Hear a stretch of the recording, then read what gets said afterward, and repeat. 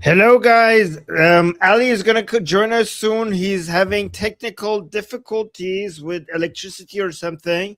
I was trying to get to the show eating really fast, but wondering if Ali is going to make it or not because I was getting messages from Ali in the middle of, yeah, anyways, I'm not going to get to that. But Ali will join us soon. He has an electricity outage. So he's going to be in 30 minutes. Apparently, he's going to be here, but we're going to. This is going to be the next 30 minutes. 30 minutes. I'm going to need help from you guys. I need to engage with you guys in the chat because usually this is the time where I relax a little bit because Ali does all the work, right? So Ali, because of his power outage, he's going to be 30 minutes. He sent me some of his stuff that he has for our segment, but I'm going to try to focus on you guys in the chat. Texas is saying, did Armin speed shower yet? Just speed. Actually, I don't. I am speed showering. I don't know if you. How do you know that? But yeah, I'm basically speed everything, doing everything on double speed now. You know, you're gonna say, hoping Armin remembers to chew his phone. Yeah, guys, it's crazy. It's crazy. So this is my what I did. I did Persian stream, and then I did the review stream of the Piers Morgan nonsense, and then I did so that was number 2, and then I did Iran Revolution Live with Goldie, so that was number 3, and then I did the discussion group live stream, where so that was the last one, so that was number 4, and now we're doing this is my 5th live stream, so this is number 5. And then after this, I have my second Persian show, which would be live stream number 6. You know what, guys? I'm just gonna chill with you guys in the chat today. You guys don't mind, and just wait for Ali for his. Instead of doing the news, I'm just gonna look at what you guys are saying. I say, oh, what do you need, Armin Delegate? I'm just gonna want to talk to you guys and see what you guys are thinking, what's on your mind, and just respond to you guys in the chat. That's what I'm going to do now. Because honestly, at this point of the day, my Ali, that's why I have, it's good to do the stream with Ali because Ali has already everything prepared and I could just sit back and just respond to what Ali is showing. But he's not here right now. Oh, look at this. Vashi saying, Armin, the Persian stream was amazing. Really? You were happy with it? Tell me why. Look at this. I was feeling a bit tired and now I don't feel tired at all. I just got a huge boost in energy from that comment. Tell me more. Why was it amazing? Oh, that makes me so. You know what? Now I have something to share with you guys. Okay, let me show you guys that today's show, because for guys, if you're not up to date, we had the internet is back in Iran. So as soon as I got the news, people were telling me like, Armin, come back. You need to do the Persian show. And I'm like, yes, I'm coming. And let's see how did that go? Oh, he's saying hearing the guys again and the way the combo went was so good. Oh, that makes me happy that you say that. Okay, so let me show to people here what you're talking about, because I missed my Persian live shows. I really did. I missed all the people there. And here, let me bring it up. Okay, guys, this is gonna be weird. There's gonna be 2 of me. So this was our Persian show today. Okay. There's no idea here. Let's go back. Okay. درود و سلام. خوب هستیم بچه؟ الان لایف هستیم روی یوتیوب. بچه های دیسکورد هم هستن. اگه میشه یک کسی صحبت بکنه، بچه ها روی لایو یوتیوب بگن صداتون هست. So basically, I talk to the people from Discord. Like, people come up and they talk, and this from inside Iran, right? So we have a Discord server, and then inside Iran, people come up and I hear them give me their updates from how their lives is, how their lives are, what they're feeling, what news they're following, what their opinion is on how the revolution is going, on what on President Trump, on Israel, and what the next plan should be, how much hope do they have, how much, all of that basically. So they come. Let me see if somebody, like the part that people come up and talk to me. اسرائیل یه مقدار محدود به نسبت به در صورتی که اسرائیل آمریکا برای بکنه اون کارو بکنه. I'm talking so much that the other people speak. Why am I talking so much? اوکراینیا رو بدن رفتیم تا و محدود و این آتش همجوری.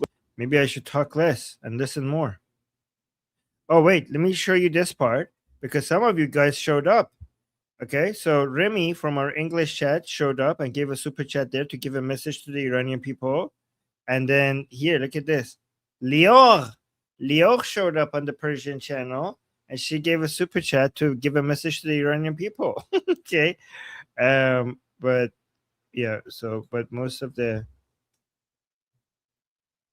comments were in Persian. Oh, there you go. So yeah, this is on. So the Iranians, mostly inside Iran, they come up on Discord and they talk about their opinions and how things are heading. CNN چقدر از CNN جمهوری اسلامی پخش میکرد. چقدر از صحبت‌های actually I should translate this part. This is something that was frustrating the Iranian people. He says, did you hear that? He says CNN. Okay, he says CNN. You know what he's saying? And this is from inside Iran. Watch this. Yeah, exactly. Actually, also update from Yesod on CNN, BBC, and VOA. So, guys, as soon as the internet came back in my show and talking to the Iranian people, one thing that they were complaining about was how much CNN was giving propaganda to the Islamic Republic for them to repurpose, showing that the Islamic Republic is winning. And he is saying that when they were watching like state TV, like CNN was helping the Islamic Republic with their propaganda, right? میشه باشون در ارتباط بودی و نبینی. نتونی اطلاعاتی که با هم دیگه قبلا خامنه‌ای کشته شد گذشت. اومدیم جلوتر خبر زدن F-35 خیلی، یعنی به عنوان سندی که آمریکایی‌ها خودشون قبول کردن که به جمهوری شکست خوردن و از توی CNN و تاکر کارسون و امثال اینا به ما نشون میدادن. Oh, you think they were showing us like when the internet was cut on state TV, they were showing us CNN and Tucker Carlson, and they were showing like, look, the Americans are admitting that they're losing, that the Islamic Republic is winning. Like, look, Iranian people, it's the CNN is admitting it. ببینید این که واقعا داره میفته و مستقیما هم اینا حمله میکردن به اینترنشنال. So guys, these are voices from inside Iran that I was just earlier today I was talking to on my Persian channel, and this is one of, as soon as the internet is back, one of the first messages I'm getting is like a frustration with CNN from inside Iran. خیلی راحت اسم اینترنشنال میآوردن و حمله میکردن که اینترنشنال داره شما رو به شما دروغ میگه. So the Islamic Republic State TV was attacking Iran International by showing CNN. So like, look, Iran International is lying to you. Because guys, Iranian people, when the internet was cut, one of their main sources of news was satellite TV. So they didn't have internet, but they had satellite TV, and with satellite TV they had access to Iran International. And so because most Iranian people were getting their news from Iran International, the state TV was trying to play CNN to them and saying, look, CNN admits that the Islamic Republic is winning and the United States is losing. So Iran International is lying to you. Right? So like they were using America's own TV as a way to tell America like what, like their own media is telling them that we're winning. شما رو گول زد که شماها تو 18 و 19 اومدین توی خیابون. Oh, and basically the state TV was trying to convince Iranians that Iran International convinced you to come into the streets early January, and you were fooled. You were fooled by Iran International. You fell for a trap. But you see, guys, you see how CNN, how people in Iran were watching the state TV and they were getting frustrated on how CNN was being used by the Islamic Republic inside Iran.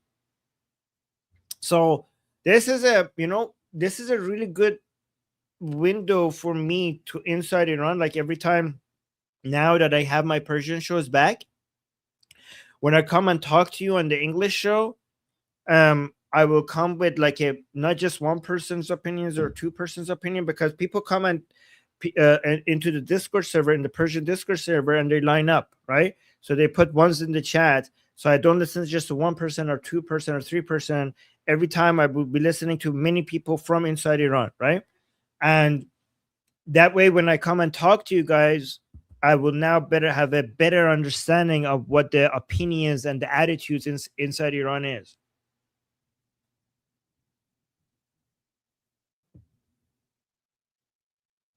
Right? And also what you guys could do is you guys could give me ideas on what you want to know from the Iranian people, so that next time I go to the Persian show, you guys, I ask them questions that you wanted me to ask. So, and then I could come back and report to you guys, right? Okay, let me actually respond to some of your questions and comments and stuff. I could just focus on your questions. Like I see some questions. First of all, we got a super chat. Thank you so much for the super chat, Hezi. Hezi saying apparently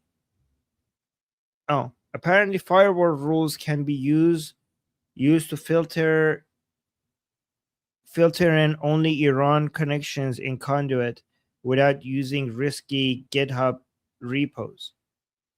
Okay, I'm not a tech person, so thank you for looking into that, Hezi. So you're saying, I have no idea. Like, so when you're using Conduit, there's a way to filter for only Iran connections. It has that built in. I didn't know that. Okay. Well, I have no idea about any of this. So thank you. If people know, they know then, right? And thank you for the super chat. And then let me see if the people. Okay, so Sammy said, do you do the Persian stream on school or Discord only? I'm going to do it on Discord because it's with the internet situation in Iran, it's really hard to get on school. So we need to keep it audio only so that it's easier for people to come up and speak. And also, so that when they come up, they're not getting all these other people's videos, so that we could hear their voices. Yeah, and people are asking, where is Ali? Ali has a power outage, if you can believe that. Okay, and he said he's going to be back soon. Wait. Oh, well, okay. Actually, never mind. It's going to take a while. Okay, so now they're saying 5 p.m. So we might not have Ali today. Sorry, guys. He has power outage. I didn't know you could have power outages where Ali is.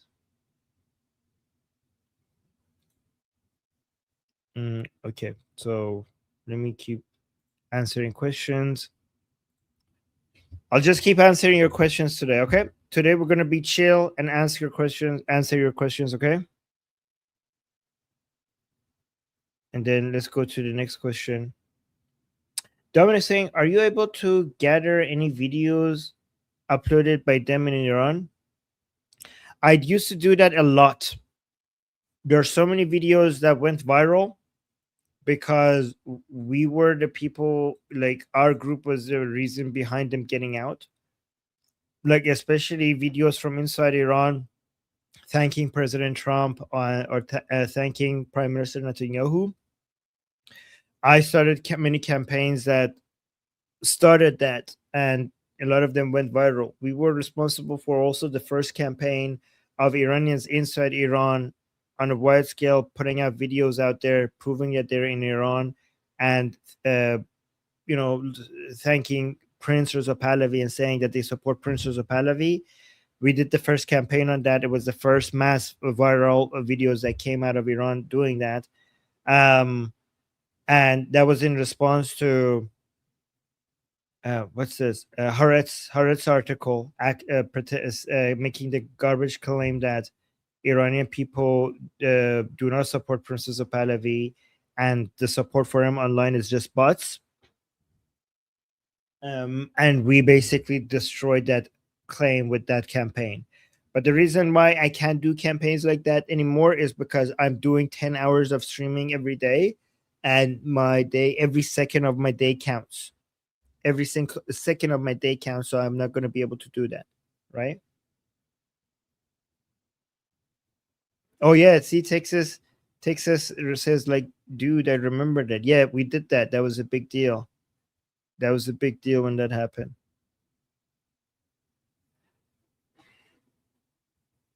Oh yeah, Javi is saying so. Internet is back for Iran, but not for Ali. Good one. That's a good one. Yeah, Ali doesn't have internet. And oh wait, John is. Oh, let me start that. Oh no, it's moving. Okay, so John, thank you so much for the super chat. John is saying, could South and Central America states help Iranians? Everybody could help Iranians. Everybody could help Iranians by being more anti-Islamic Republic and also more support for empowering the Iranian people. So yes, for sure, every country, every person could help the Iranians. Why not? Yeah. Okay, let me remove some stars here. Yeah, guys, we're gonna just respond to your comments today. Oh my God! Nelban is saying, check Telegram. IRGC ran over an Iranian in London. What the hell? Can I show this on YouTube? Nelbani, is this something that? Let me watch it before I show it.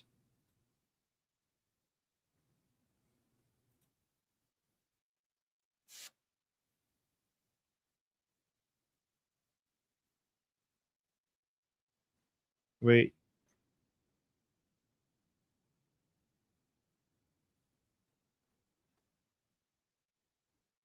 I think I can.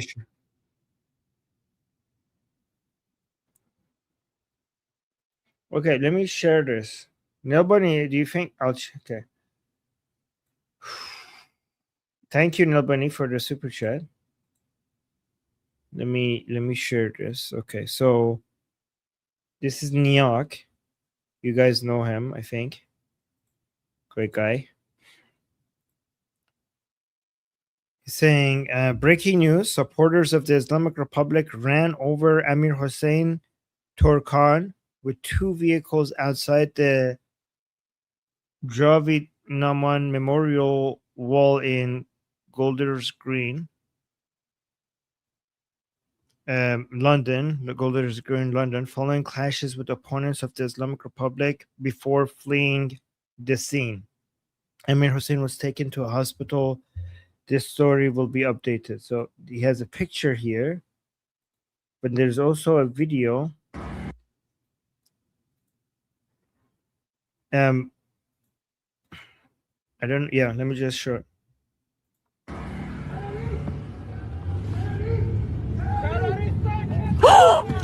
What do you do? So it gets bad over here. So maybe I shouldn't show it when I'm gonna get here. Yeah, let me just show. What do you do? He's running him over.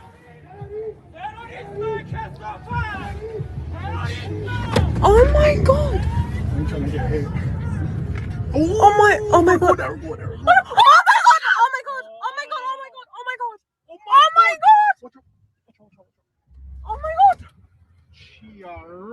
Oh my God! Oh, look, he ran away. He ran over him, and now he's driving away fast. Oh my fucking days! Oh, did you get that? Yeah. Holy! Oh God, he's moving. Okay, so I mean, it was far away, but what happened is like just ran over, like just drove over him. That's crazy. Let me see. Yeah, I'm okay. So people are identifying the plate number, 4 potential plates that fit with the black Volvo new car registered this year. Can't believe what I'm seeing in that footage. Crazy. What the hell is happening? Yeah, that is horrible.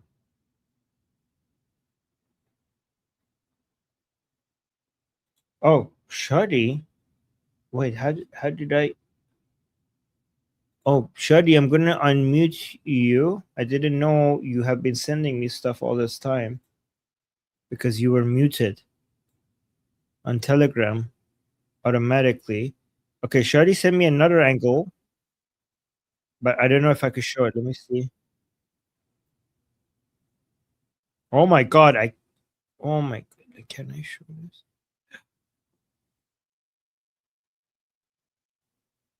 Can I show this? I don't think. Okay, let me just show the beginning and the end of it, but not show what happened. Okay, so when I get to 8 seconds, okay, here. What the hell, man?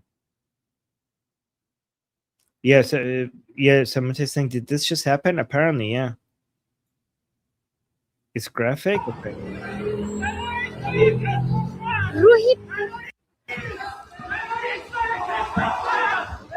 Okay, so this is the part that I'm not going to show. Hold on, let me skip forward a little bit.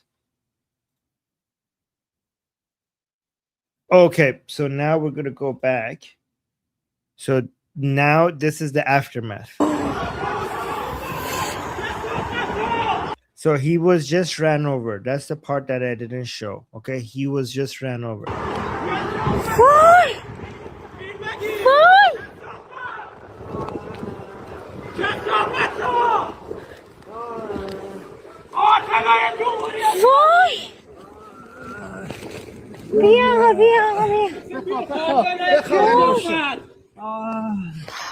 جلو میدین؟ جلو میدین اینجا؟ I have hit and run and بده من. So this man had a car just ran over him.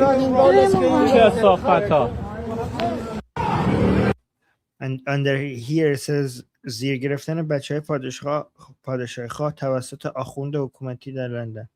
So it's saying that, yeah, so these monarchists were ran over by, you know, a regime person in London. So that's crazy.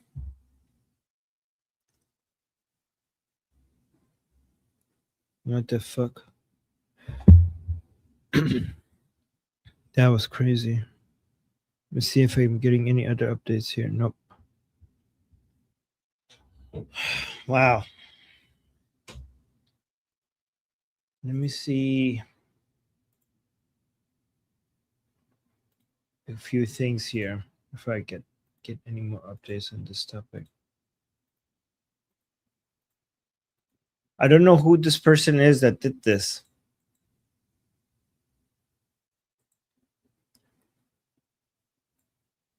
Thank you, Neil Bunny, for bringing this to our attention.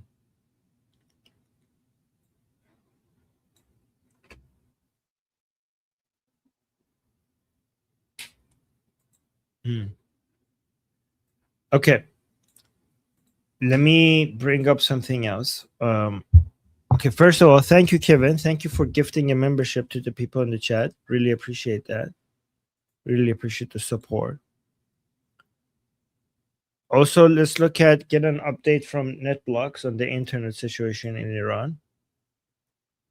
So NetBlocks posted this. Iran's internet connectivity has now been in a state of restoration for 24 hours. Service remains heavily filtered. This is very important, guys. Service remains heavily filtered. Okay, so it's not like we have complete free access to internet. People need to use VPNs to be able to access almost anything useful. Service remains heavily filtered with new restrictions on messaging and app stores compared to pre-January. Calls for a free and open internet transcend political divisions and should be heard. Let me see. We got another update from Nail Bunny, apparently.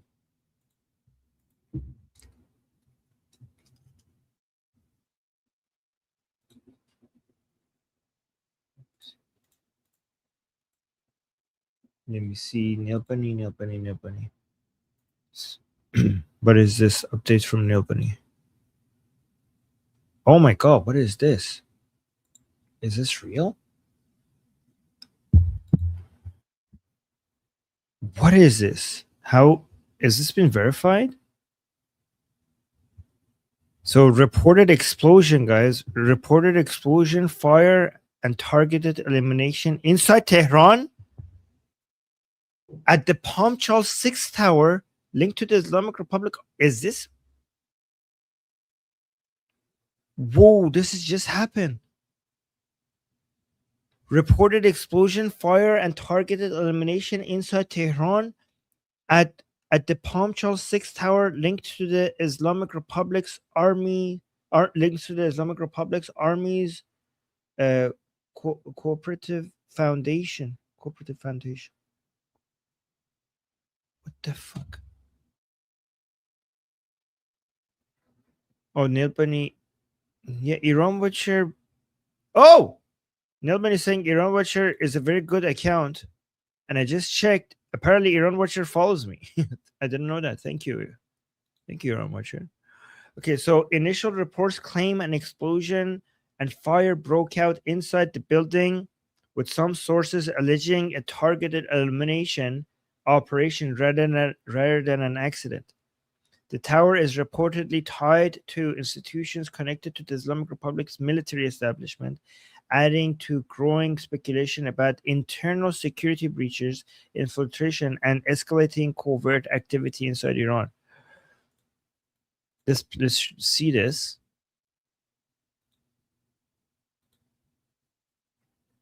Hey, there's no audio? There's no audio, guys.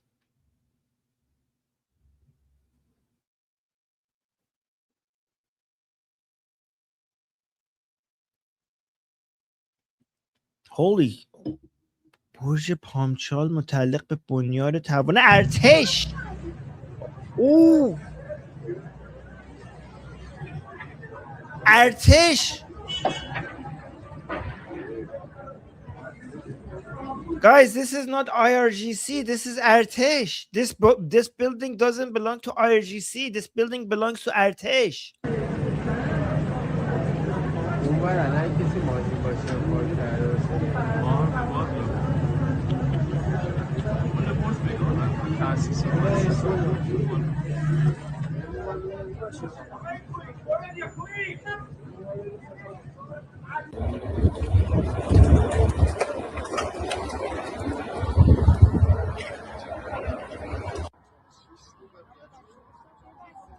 Guys, this is new. Like, this is like a new. So this isn't, guys. By the way, this is in Tehran. When we say Borj Pamshal, that's in Tehran. Oh, look at this. This is what it looks like. What the fuck?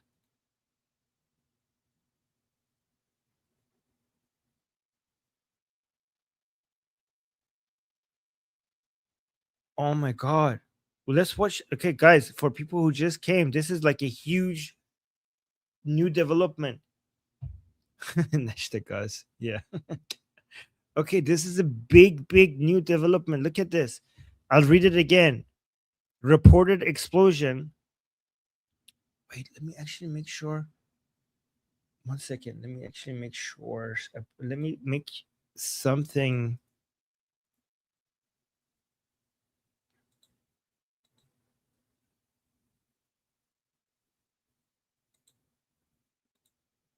Okay.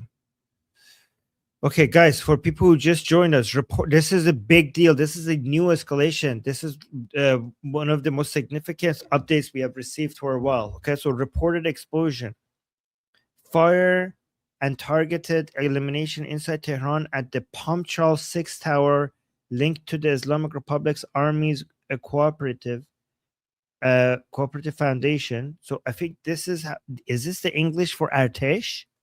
I think this is how English people just mention Artesh. So guys, remember, for people who might not know, who are new here, the Islamic Republic has the IRGC as a military, but also the Artesh. And we haven't been seeing any significant hits on the Artesh. Like I don't even remember the last time we saw anything like this against the Artesh. Right? So initial reports claim an explosion and fire broke out inside the building, with some sources alleging a targeted elimination operation rather than an accident. The tower is reportedly tied to institutions connected to the Islamic Republic's military establishment, adding to growing speculation about internal security breaches, infiltration, and escalating covert activity inside Iran. Guys, I bet you this is the Israelis. I bet you. What do you guys think? I bet you this. Like, I mean, it's kind of obvious that that's the safest bet right now, right? I mean, how is this targeted? By the way, like I see multiple floors, or maybe it's just one floor that the smoke is going into other floors. I mean, that looks like a big. What do you guys think? Let me see. Maybe it's just very targeted, and the smoke is just from that attack is basically going into everywhere else. But that looks like a big hole, no? I don't know. Let's watch it again. Musad, yeah, I mean Musad, yeah, that's what I meant. So we got 2 super chats, which I will read.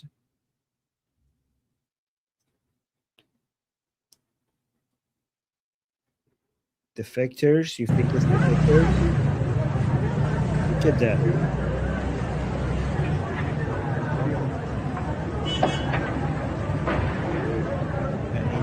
Yeah, no. Yeah, yes.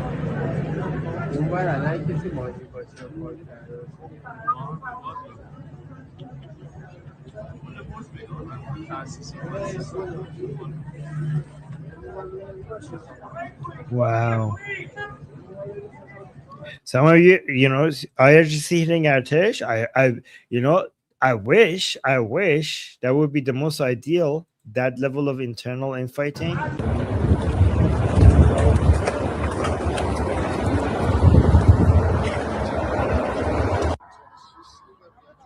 Yes, Soapbox is saying this is today. This is less than 2 hours ago. Less than 2 hours ago. I mean, the update, the report, like it just happened. Yeah. I mean, it came out less than 2 hours ago, but obviously it was from earlier today because right now it's nighttime in Iran.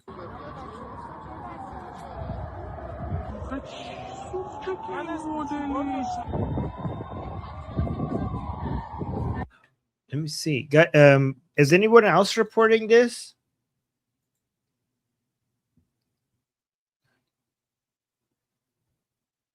Is anyone else reporting this?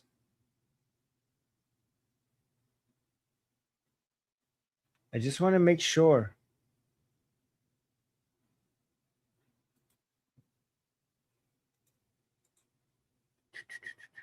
Oh, yeah. Okay. Yeah. Confirmed.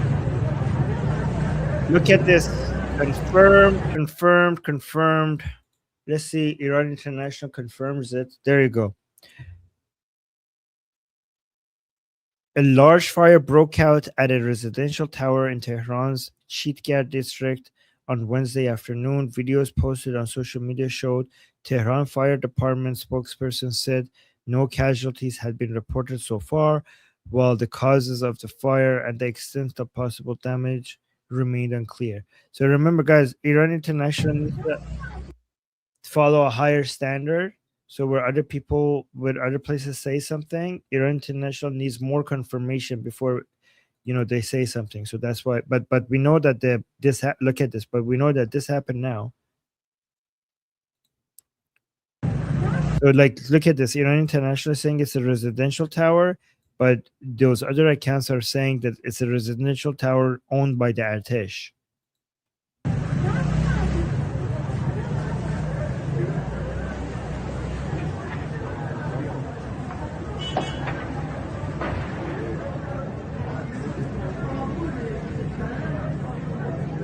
اونور الان کسی ماشین باشه پارک کرده باشه.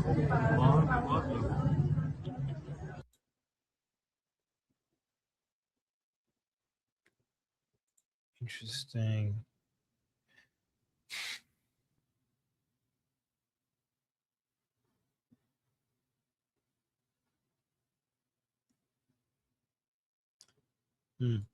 By the way, this is interesting. I want to also talk about this another update that Iran International has. But before I do that, let me go to your comments. So we got 2 super chats here. Dominic, thank you so much for the super chat. Saying, oh my god, my tea! I spilled my tea. I spilled my tea.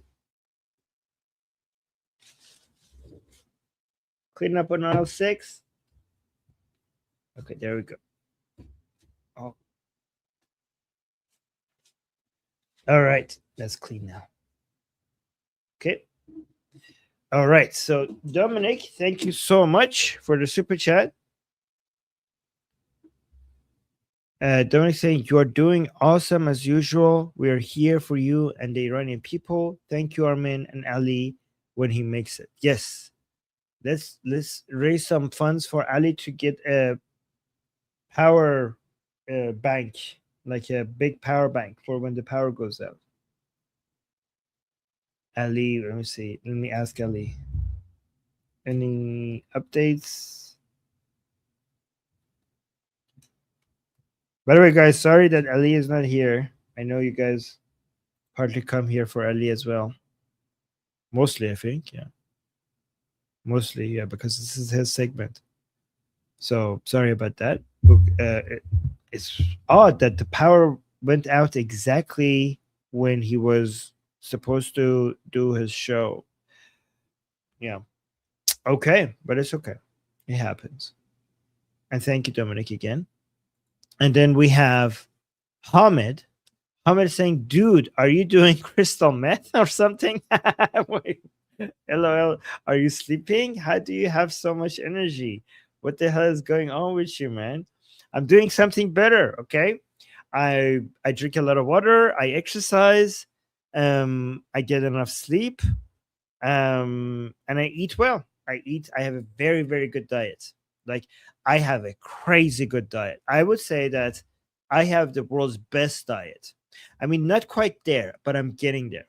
But I think that's what gives me the energy. Plus, you guys give me energy. You guys, like, when you come and when you guys are here in the chat and I'm talking to you guys and I see your comments and I get your opinions, it all gives me energy, right? Why is this not getting updated? Let me fix this. There we go. But yes, you are my drug. You guys in the chat, you're my drug. I don't need that. By the way, does crystal meth give you energy? I thought it does the opposite. Doesn't that make you go like tired and shit? I don't know how to. No, not keto diet. I don't do fat diets. Okay, I research everything. Okay, I research. My diet is the Armin diet because nobody has my diet. Nobody has my diet. I'm not copying anyone. Okay, I have created my own unique, specific diet that is basically gives you the maximum nutrition and fiber and everything at the lowest amount of time required for preparation. It's the ultimate diet. It's the ultimate diet because I made sure that there's not a single nutrition, single like vitamin or mineral or everything that I need to fight cancer and heart disease or to regulate my blood sugar. Everything that you could possibly need is there, and it's actually pretty simple. It's pretty simple. It's not like some expensive, crazy type diet. Like it's very easy to prepare, and it's very easy. I mean, I would say it's pretty easy to prepare, but other people prepare it for me. But so I just go downstairs and just start eating. But still, it's still easy to prepare. No, my diet has no name because I invented it. And right now, I think when it comes to my diet, I have perfected it. I do enough weight training. I only get 5,000 steps a day. I would like one day to get it back to what I used to do, 10,000 steps a day. And when I do my steps, I'm also consuming the news on double speed. So I'm doing two things at the same time. I'm drinking enough water. The one thing I want to, I'm getting enough sleep, but I want my sleep score to be perfect one day. So I also want to get my sleep score perfectly. Oh, thank you. Texas is counting the super chats. Thank you, Texas. But yet, if you do all of that, then you will have unlimited energy. Unlimited energy. Right. Atheist diet. Atheist diet. Yes, that's what I have. Okay. Oh, we got a 9. Thank you, Amir, for counting as well. 9 super chats. Okay. Let's go to the next comment. By the way, thank you for Ahmed for acknowledging how much work I'm doing. Okay, it's great to be it's great to that you guys notice that. You know, I appreciate you guys noticing that. Hopefully it will have results. Okay, because hard work is not meaningful unless it produces the proper results, right? And then Dapper. No, I remember you're on number 8. Okay, I keep count. So you're saying curse on the Saf of 8 times 8, or is it 7? I forgot. It's 8. I remember. And I endorse this message. Yes, curse on the Saf of 8. And thank you for the super chat. And then Vashi with the super chat saying raising money for Ali's power generator or UPS. Yeah, I mean, UPS would be temporary. You need to have a UPS, and then you need to have the UPS connected to a giant power bank like I have, right? And that's what he needs to do. You need to buy a UPS and a power bank. And thank you, Vashi. And Hezi, thank you so much for the super chat saying, Armin, does revolution coverage of...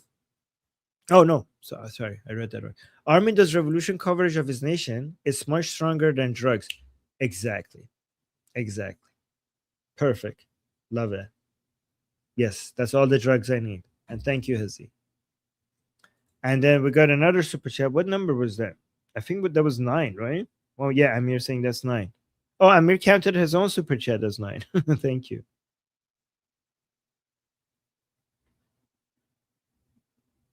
Yeah, sure. Neil Bunny, yes, please send those to me. Thank you. I appreciate that. And then Amir saying, cut out the super chats, Armin. You addicted. Okay, cut out the super chats. Okay. Okay.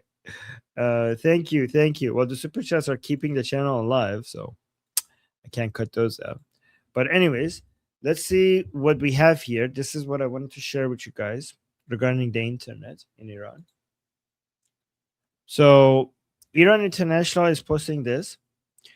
It's saying Iran's partial restoration of international internet access after nearly 3 months of blackout has opened a new fight inside the ruling system, with hardliners accusing President Masoud Pezeshkian's government of bypassing powerful security and cyberspace institutions.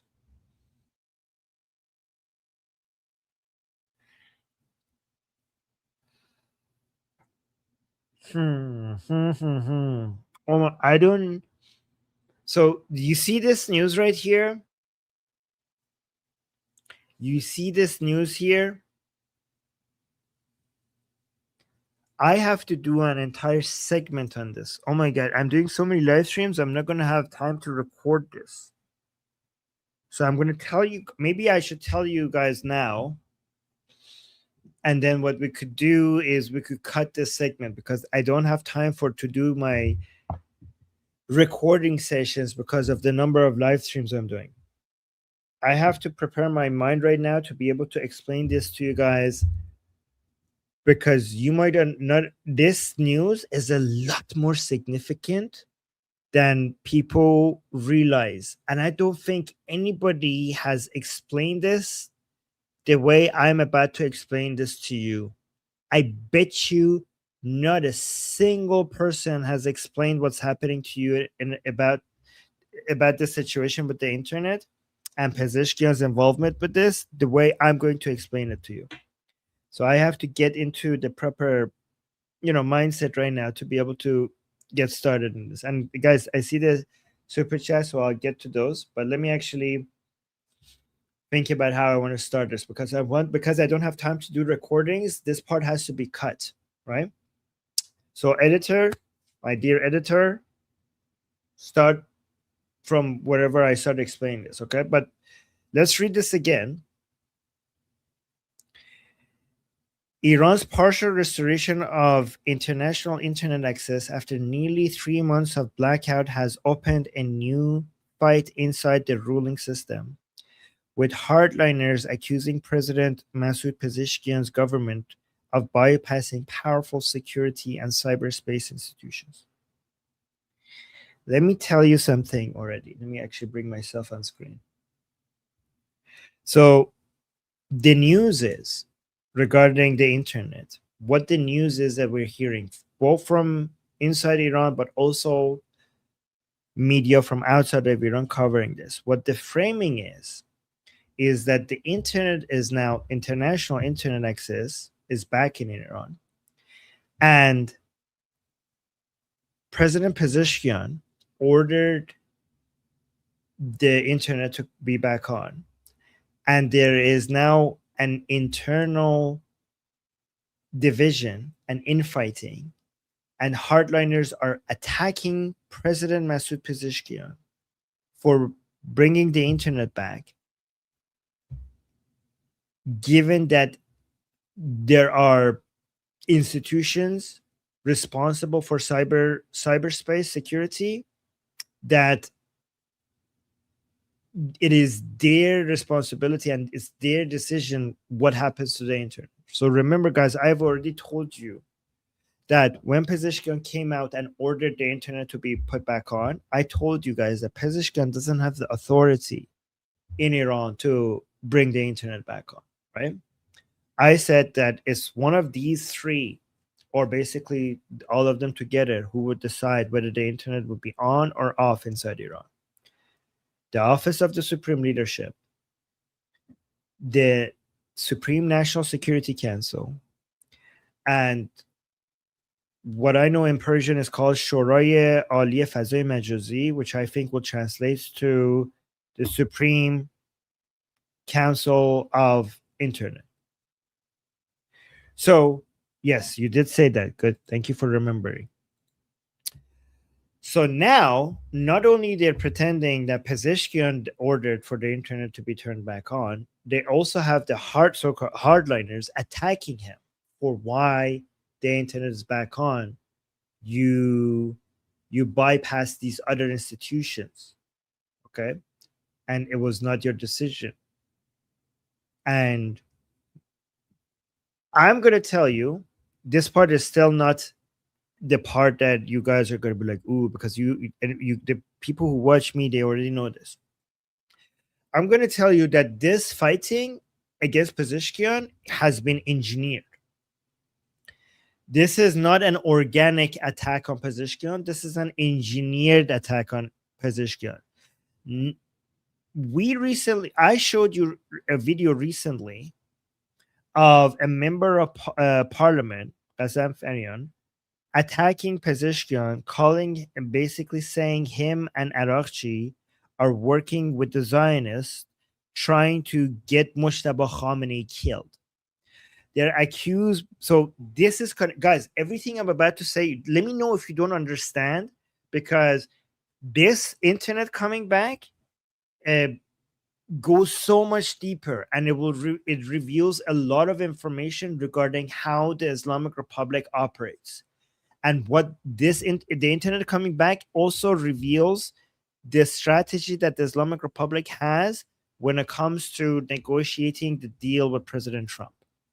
Okay? So at the surface level, the story is the hardliners want the internet to be turned off. Pezeshkian pushed for it to come back. He brought it back, and now there is internal struggle. That's the surface level understanding of what's happening in Iran, and that doesn't even begin to tell you what's actually happening.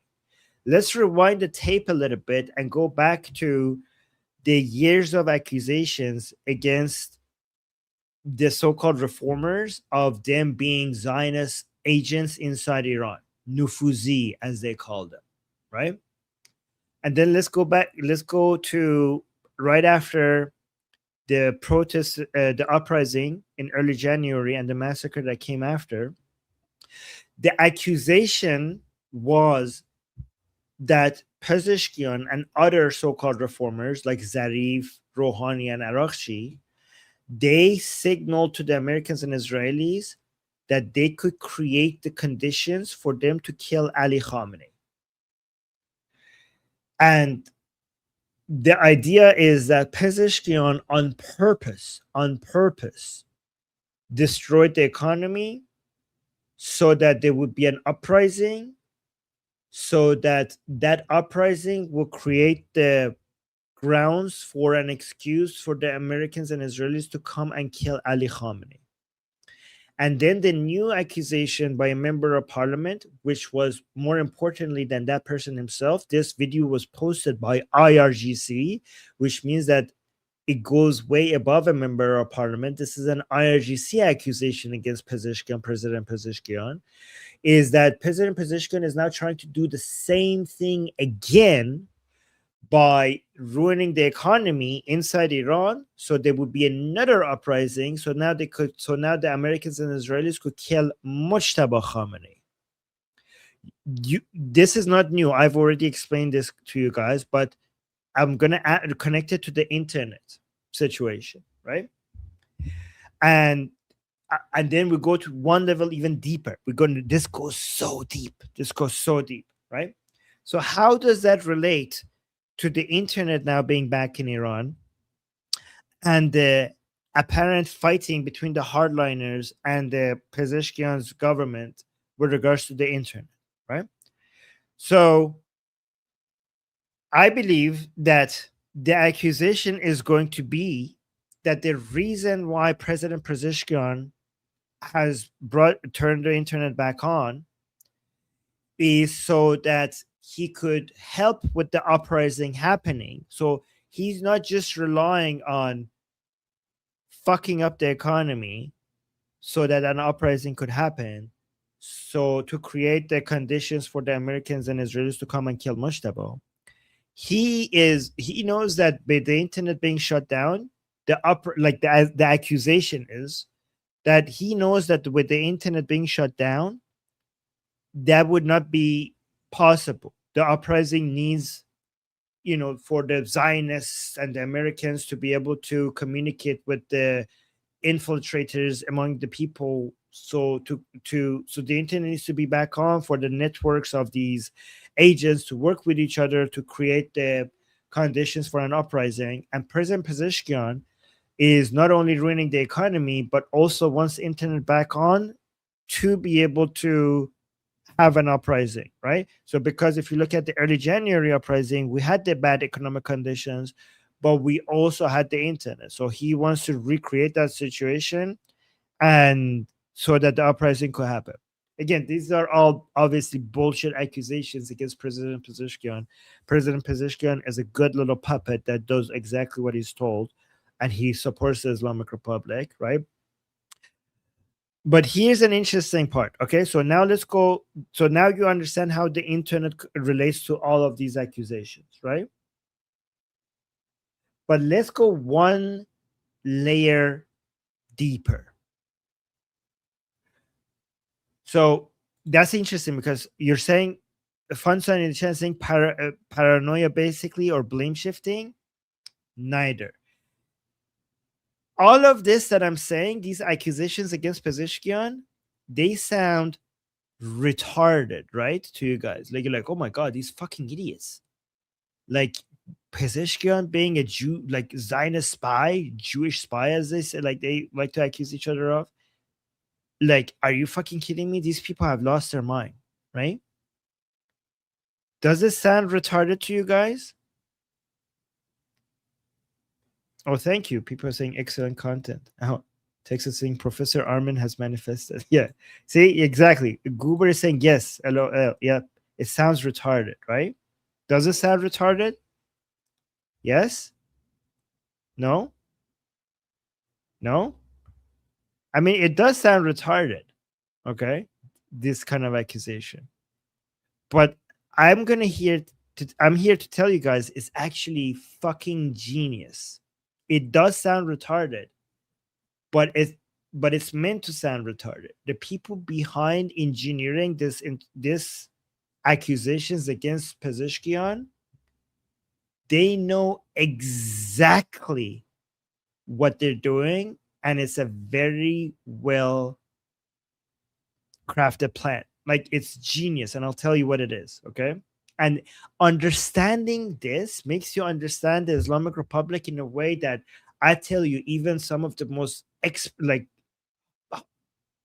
most respected Iran politics experts would not be able to understand this, or they will understand it once if they watch me. But let me tell you what this is. Yeah, exactly. ML is saying sounds diabolical or insane. Yes. So Texas saying yes and no. Okay. So it is an insane accusation, but it has a purpose, right?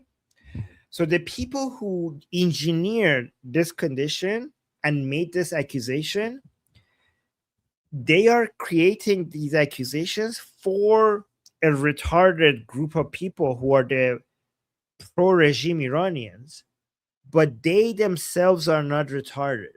They know exactly what they're doing, right? So the reason why you see this manufactured tension here is because of the deal. Is because of the deal with President Trump and the degree that the Islamic Republic has created a situation with its own followers that has reduced its flexibility on the negotiating table. Okay. And that reduction in flexibility is also by design and genius. Okay. So for years, the Islamic Republic has created a radical base of supporters that demand the maximum. And that means that the regime, when it comes to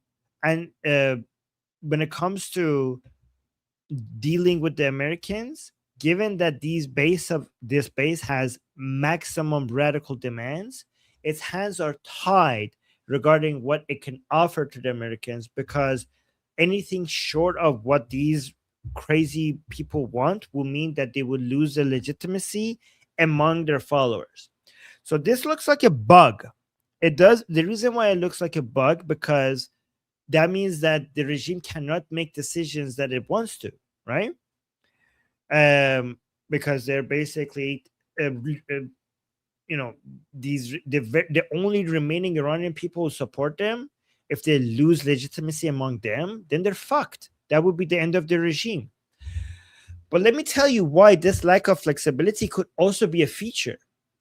Because at the negotiating table, if you come and say, look, my hands are tied, these fuckers are going to kill me in my sleep if I do this, so I can't be flexible. You need to be flexible.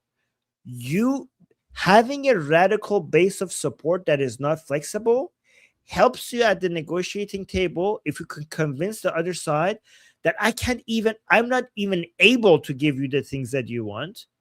So you need to work with me, and I can't actually move towards your position. The only way that we could get this done is for you to move towards me, right? That's the benefit of having a crazy radical base of support. Okay? But the Islamic Republic has figured out a way to try to demonstrate that lack of flexibility while at the same time being able to untie its hands if it really needs to. If it really, really, really needs to, the Islamic Republic can pretend that my hands are tied, but then if it needs to be flexible at the negotiating table, it could just it could cut the ropes and be flexible. And how does it do that? How do you pretend that I can't be flexible, but then if you're really, really cornered, you become flexible? How does it do that? By convincing the radicals that have maximum demands, that I can't abide by these maximum demands because the fucking reformers, not because of me, because of these fucking reformers, because of Pezeshkian. You blame it on Pezeshkian. Do you see how this works?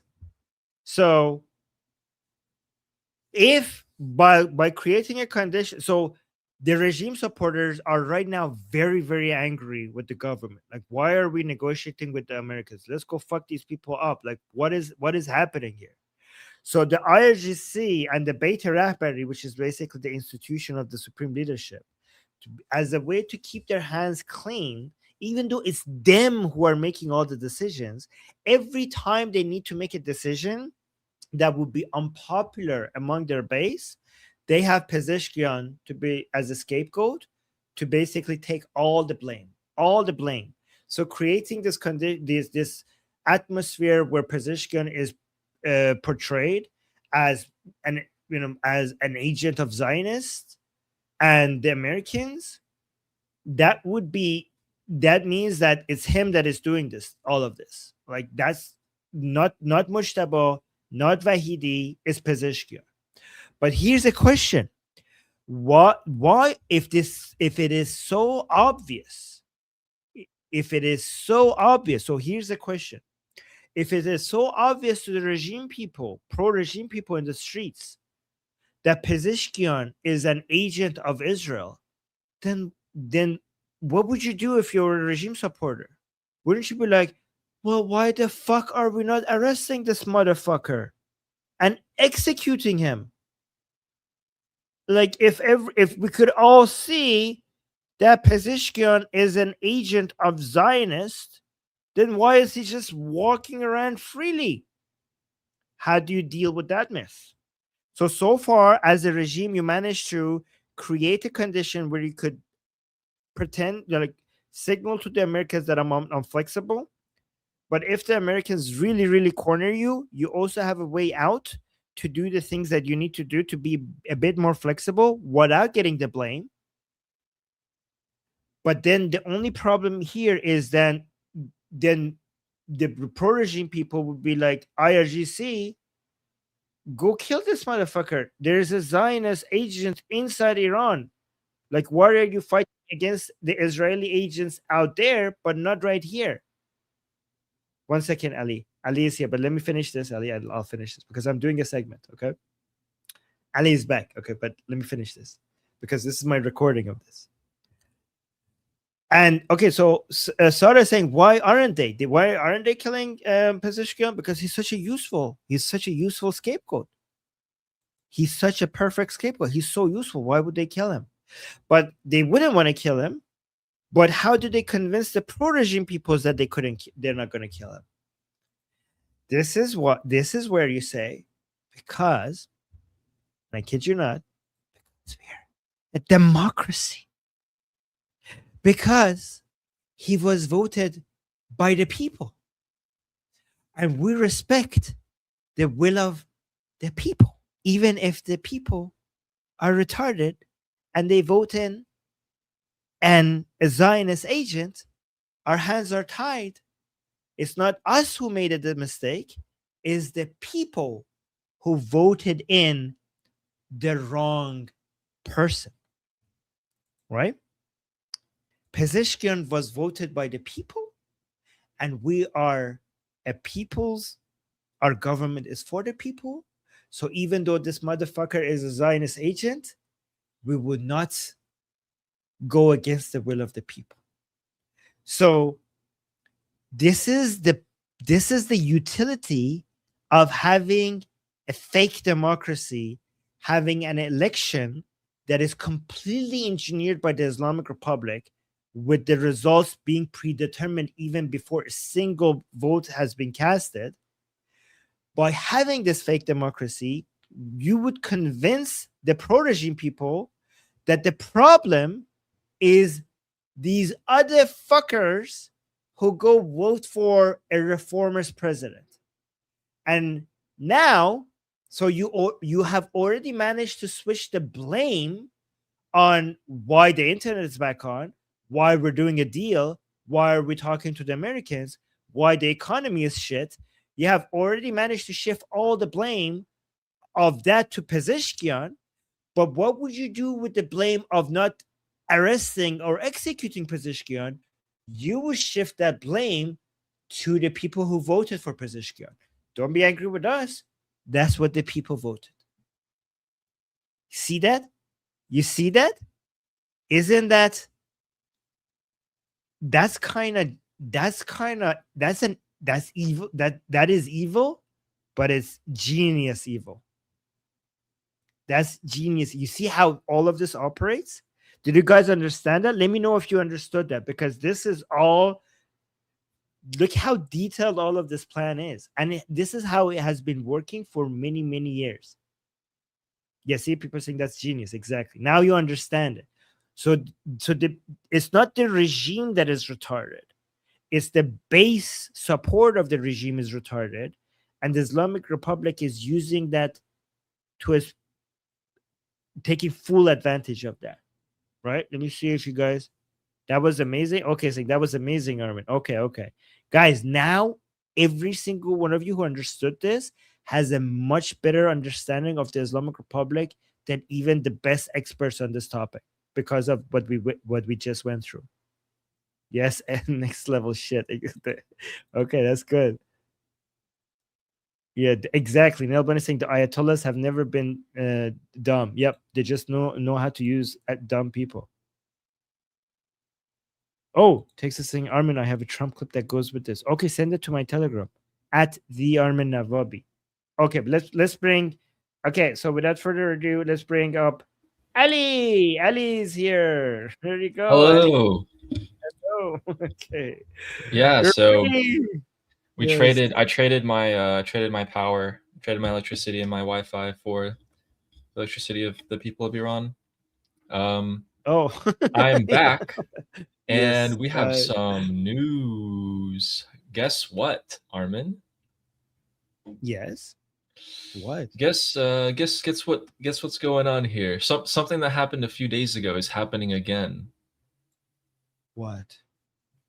Explosions in Bandar Abbas once again. What? As Just of now? 3 minutes ago. Oh my God! You came at Yes. at the right time. So Farce News is reporting explosions in Bandar Abbas. I think Shin just may have reported it too. Let's see. Come What? on. Yeah. Lior is saying, "Damn, Ali is on top of it." No way. 8 minutes ago. Just reported. What? People are. Okay, let's bring up the Farce News one because they have a bit more information on it. Oh no, they're making me open it in Telegram app. Yeah, so like as I joined, I like checked the news that I look at, and it was like right there, and I was like, "What?" Show. Trying to Yeah, pull I it have to up. bring it up. Maybe if I put it into my browser, so I can't share the Telegram app. Yeah, just put it in your browser. Here, I have it. Nice. have Okay, go Iran for with- it. Okay. Well, let's bring Ali back here. There we go. Oh my god. Okay. So here, multiple local reports indicate explosions are once again being heard in Bandar Abbas in southern Iran amid ongoing tensions and military activity in the region. Okay, And there we have a go. video. Shin reported it too. Shin reported it. Do you have Yekin it? Fejar. Yep. Yeah. Let me Bring it on. share this. Yekim Here we Fijar. go. All right, guys. So we were going to talk about the Wi-Fi, but look what's happening. Ooh. Wow. Ooh. Is Vahid online saying anything? I'll check Vahid online. Yeah, let's see. Oh yeah, Vahid. Vahid Online is saying something. پیام‌های دریافتی. Okay, Just so now. yeah, right now. Vahid Online has Vahid Online on Telegram has multiple messages. Let me actually get All this right, as guys. well. So here's what. While you read it, I'll give like a update. So, about 10 minutes ago, there was about 3 to 4 explosions that happened in Bandar Abbas again. Repeat of the same events that happened a few nights ago so far, and there were the sound of missiles, air defenses, and jets. So this is the United States Navy again, as far as we know. We're waiting for confirmation. Oh man. Okay. Vahid Online is a very trusted source. So let me just mhm. translate this. I could just read the translations from AI for you guys. So Vahid Online. So Sheen has the contacts inside Iran for whenever stuff like this happens. But the number one person with the most contacts as soon as an explosion or anything happens is Vahid Online. Look at like Sheen had one person contacting him saying like here are the reports. But look how many Vahid got. Vahid has the most connections inside Iran. So 1, 2, 3, 4, 5, 6. Okay, 7, so people are saying that 8. they hit a car with a drone in Bandar Abbas. Oh, okay. Targeted.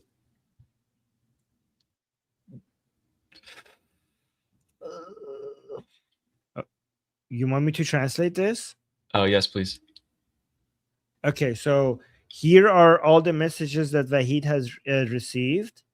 Look at this. I love Vahid Online. He has so many contacts. So, Bandar Abbas, okay, received message. So this is message 1.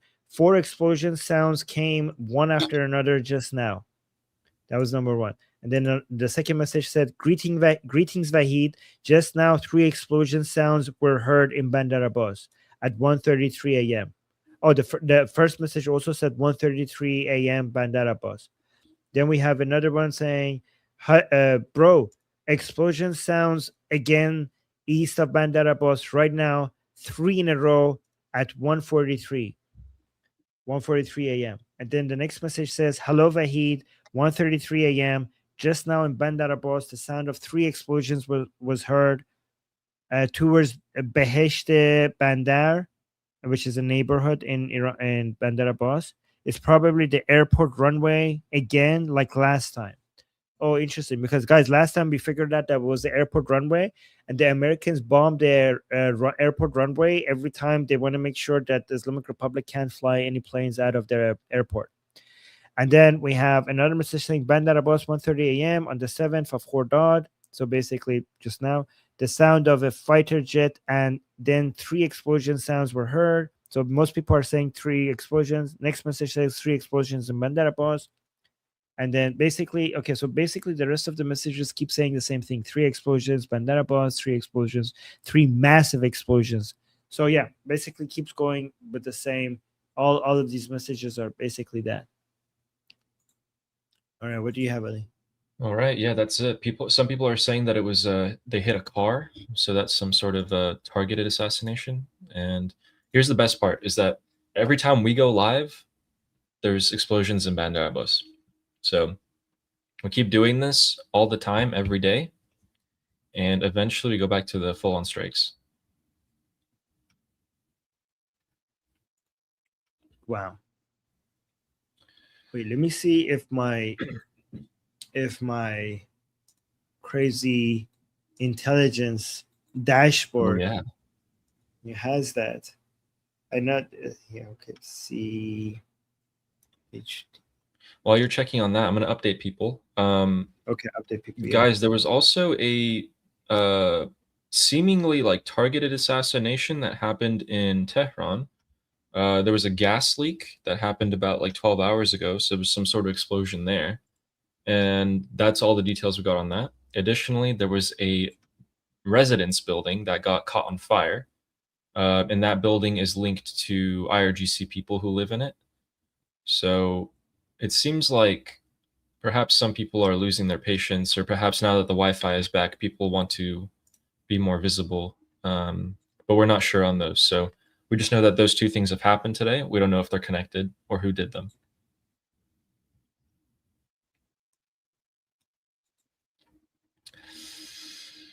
I mean, there's also posters that they're putting up around the town, around the city.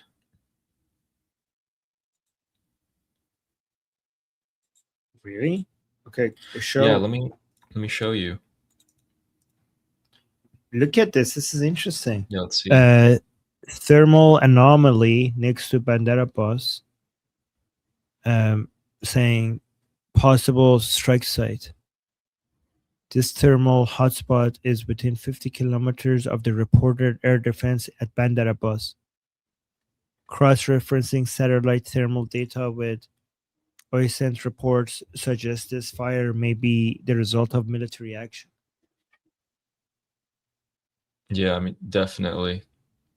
Definitely. Look at that. Okay, so we're about to find out more details in the coming hour about this. But Fars News themselves are saying, there were 3 explosions east of Bandar Abbas, which is where the airport is. So yeah, east is where the airport is, west is where the port is. The air defense was activated for a few minutes, so it seems like the jet came, blew stuff up, and left. So it may have been another repeat of the events of a couple nights ago. But yeah, we'll find out. We'll find out more as time goes on. There are these posters that are being shown like this. People are putting up these posters up around Tehran, which says, "For Iran."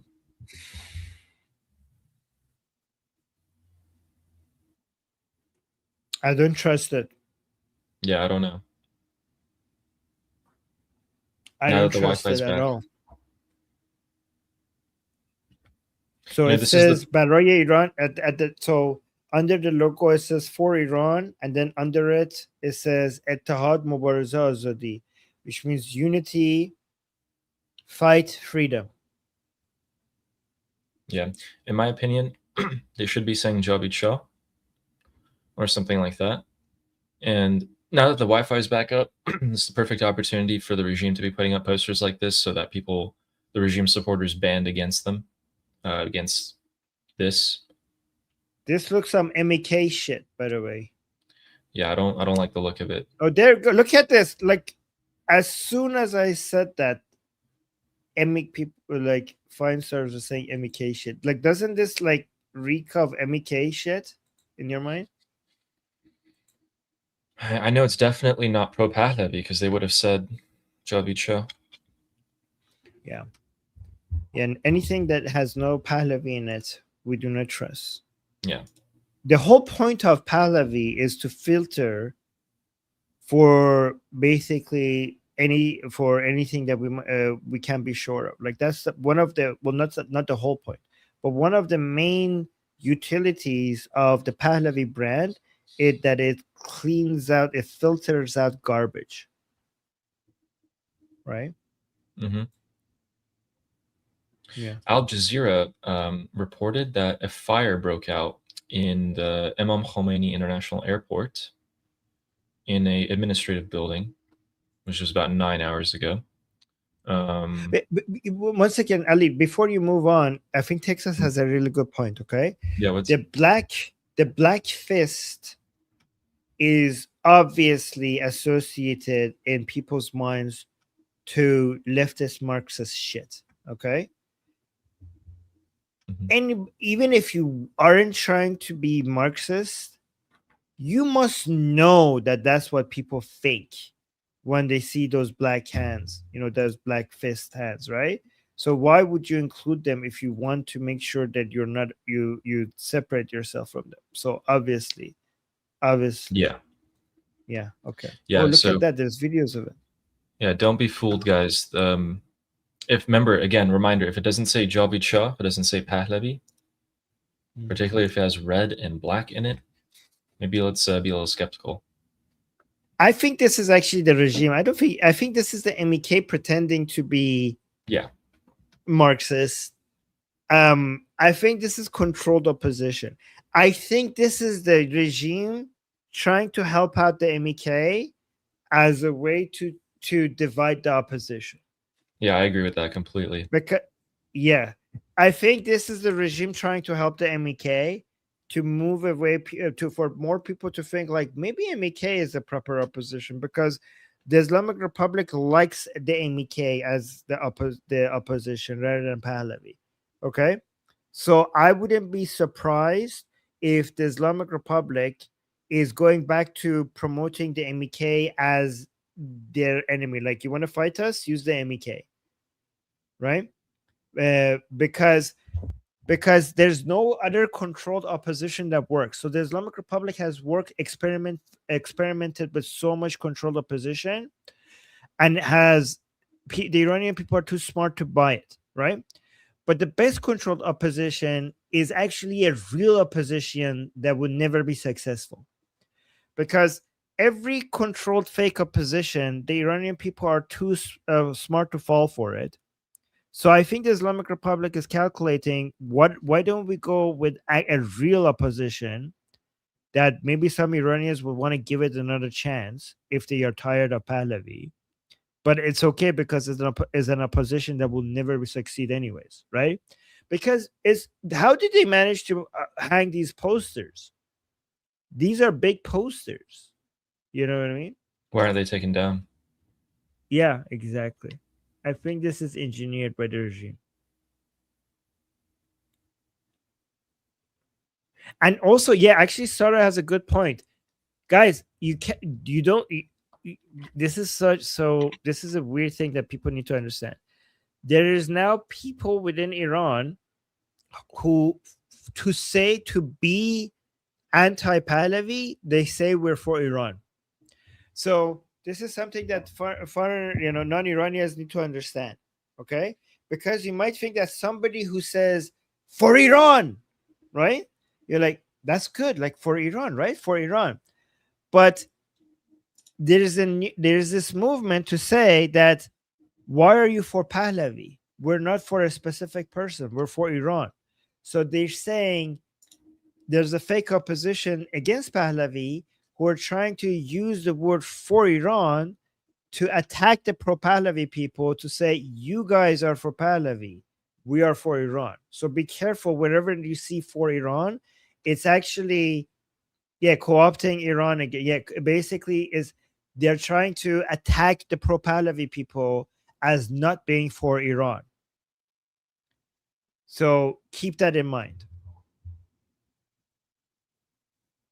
Let's go back to the explosions. There's no news. There's no new information that's come out other than what I said about the car being targeted. So it looks like the airport was hit, and then someone was specifically targeted. Their car was blown up. Okay, but I want to talk about that. Okay.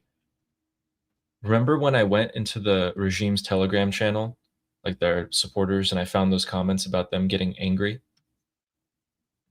Like, why are we talking about that? How many more people do you think this time are going to be saying that? Like, this is 2 days after the last attack.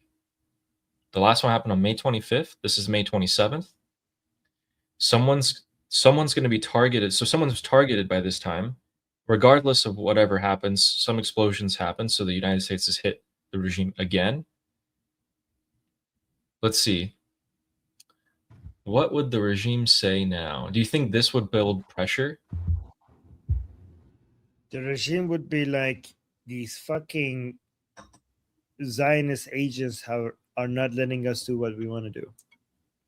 The United States doesn't want to negotiate. We're not going to negotiate with the US unless they release our funds. So wait, is your question is, what is the Islamic Republic going to do to justify to their followers for why we're not responding to these attacks? It's more of like, how is this going to affect the regime now that it's happened again?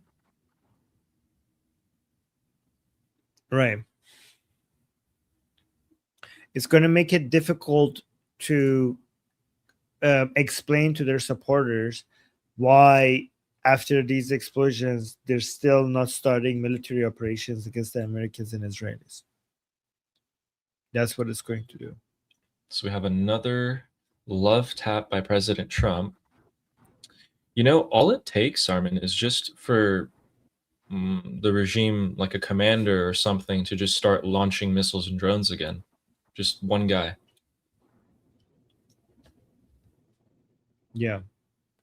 I do think, though, the IRGC has managed to bring everybody, it took them a while, but I think they're now back a little bit more aligned, and things are back in order. I mean, they had 3 months. So I think the chaos that we had right after their main leaders were killed, I think a little bit of that is gone now. People are like, okay, Yeah. like this is the line of command. Vahidi is in charge. And all of that. Yeah, that's really bothered me at how they've had all this time to consolidate. Mm.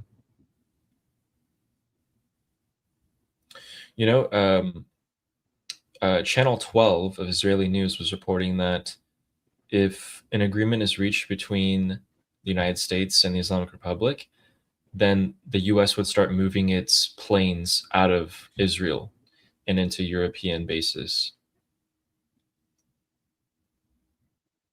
And they would Wait, say also that have again? to. What the hell? Wait, say that So again? Channel 12, and I'll try to find Hmm. this. They're saying that, okay, if there's a deal, then the US is going to be starting to move its planes out of Israel. Wait, why? Can you show it? Where is this? Yeah, I'm going to find it. That doesn't make it. That sounds like made up news by Channel 12. Sure hope so. What? Why would the US? Nah.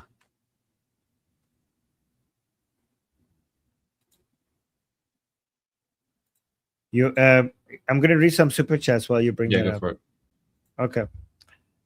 John, thank you so much for the super chat saying, do you consider Trump's art during fight with Pope blasphemous art? I admit that appealed to me.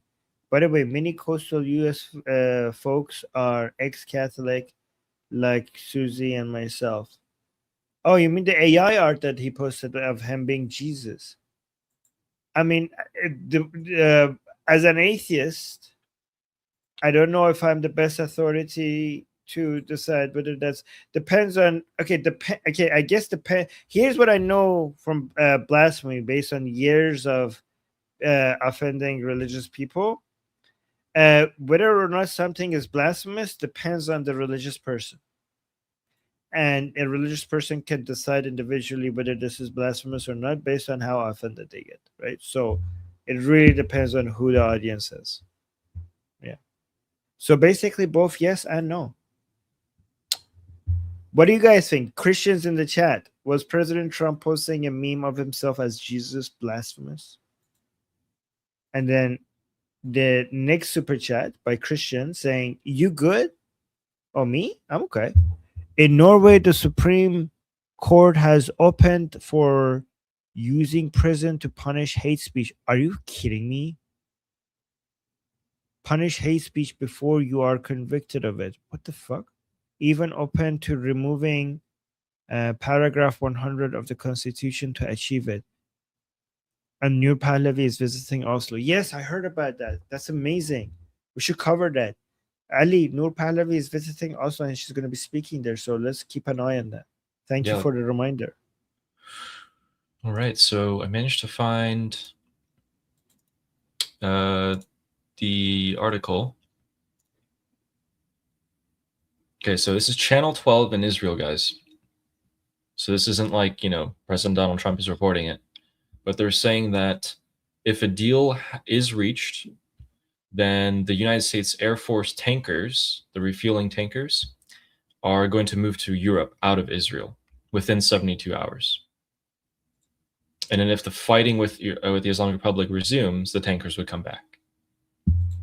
I don't know where they got this from, but I wanted to bring this up to your attention because personally, I don't care what reason it's for. I don't want any military assets moved out of the Middle East for any reason. I don't care what it's for.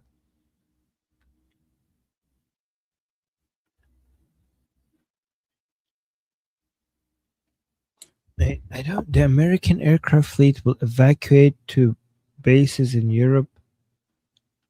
Wait, but what is the justification for this? Can you tell me that? If an agreement with the Islamic Republic is reached, maybe it's part of the clause. I don't know. It could be that they're talking about not the memorandum of understanding, but they're talking about like a full deal, like nuclear, straight, everything, de-escalating troops.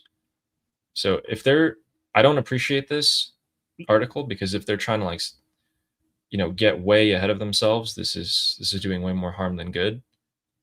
Sounds like bullshit. But regardless, any reason for troops or equipment moving out of the region is not a good sign. Ali, we've already seen so many people claim things about what the deal is going to look like and what they're agreeing to, and then all of a sudden, it came out that nope, it's bullshit. It's all right. So I think like I don't trust anybody. I don't trust any of these talks about what the deal is, like what the deal is about, and what are they talking about until I hear it from the White House, themselves. Right? Yeah. Yeah, see, Texas is asking good questions, saying what's the news source and who are they getting their info from? Probably just saying anonymous sources, right? Yeah. So much. They're saying yesterday, Minister Regev demanded that the Prime Minister and the Minister of Defense evacuate the planes, claiming that this harms civil aviation. Okay, so I actually spoke to someone about this who lives in Israel, and they were saying that a lot of the planes, like summer is coming in Israel, and tourism and that will be effective. So it seems like Minister Regev is saying we don't have parking space in Ben Gurion Airport. We can't park the civil planes, like the travel planes, the commercial planes. So get these planes to other bases until the fighting comes back. So that's what the Minister Regev is pushing for. No, that's what I was told by an Israeli. So let's see. I don't like this, but I highly doubt that this is going to be agreed on. So who knows? We'll see. Yeah. All right. So by the way, Ali, remember? Yeah. Oh wait. We have a Persian show today. Would you be able to come after this I think one? so. Yeah. In about 45 minutes, we have the Persian show. Gotcha. Okay. Yeah, let's talk about that right after this. Okay. Sounds good. And then I also have 2 more super chats to read. So let me know when you want me to read them. Yeah, let me just give a quick update on this. So, okay, no worries. So the explosions did happen, guys, in Bandar Abbas. So there was more than 3, somewhere like between like 3 to 4. Sounds of jets happened.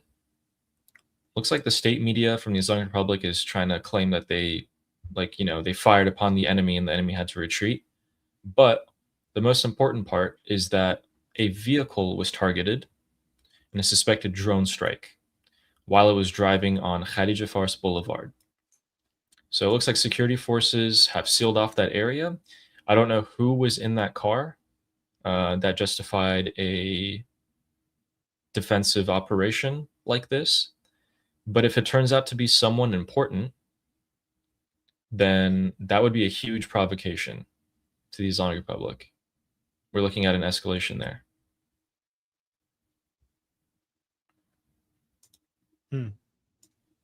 That's big. Vehicles. Why would you think vehicles would be targeted? Well, someone's in it. I wonder who. Yeah. You also saw that the Artesh building was targeted today. Did you see that in Tehran? Yeah. Mm-hmm. I have a. Here it is. You want to look at it? Yeah, we played it when you Okay. weren't here, but you could watch. Let's watch it again. Yeah, I mean, Yeah, it's that just this. They say it's an Artish building. So would that be the first time we see the Artish being targeted like that? If it's a targeted assassination? You know, this, like, if you look at this building, it's kind of strange because I don't really understand it. Like, a lot of the glass Hmm. is there, but the scorch marks go down like 6 floors. So I'm kind of wondering what happened here. Yeah.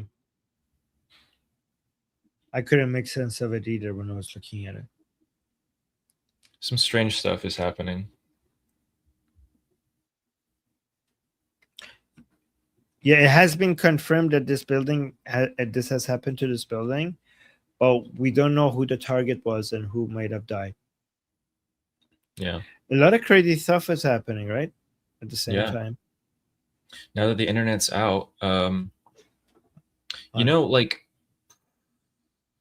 do you think it's more likely that this is by Mossad / Garda Javidan, or do you think the regime could have done this?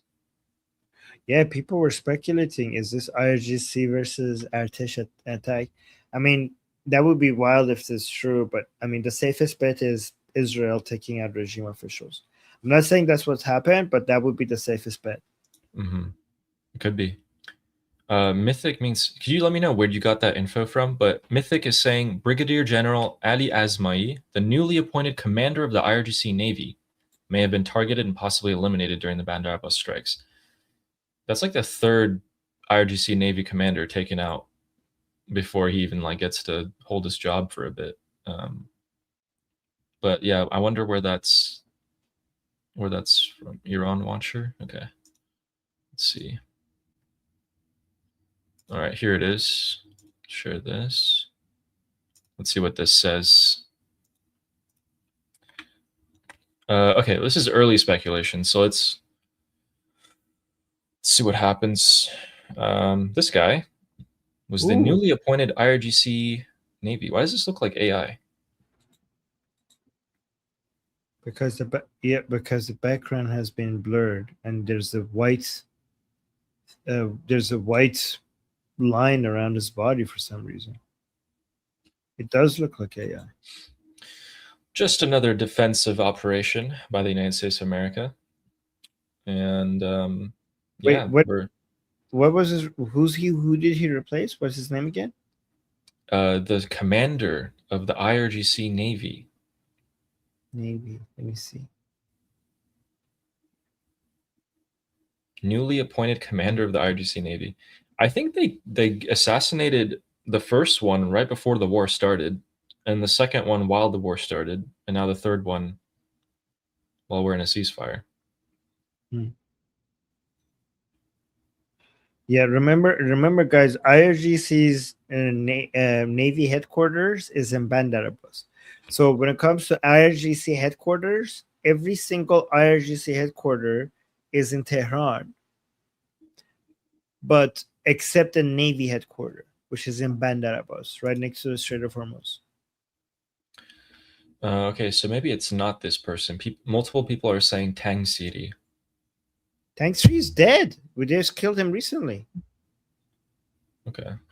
IRGC Tang Sri was the last Navy commander of IRGC, and we just killed him during the Epic Fury operations. Yeah, Tang Sri is the most famous, is the famous hero commander of IRGC Navy that just recently died. Oh my God! Look, I just saw this. I have to share this with you.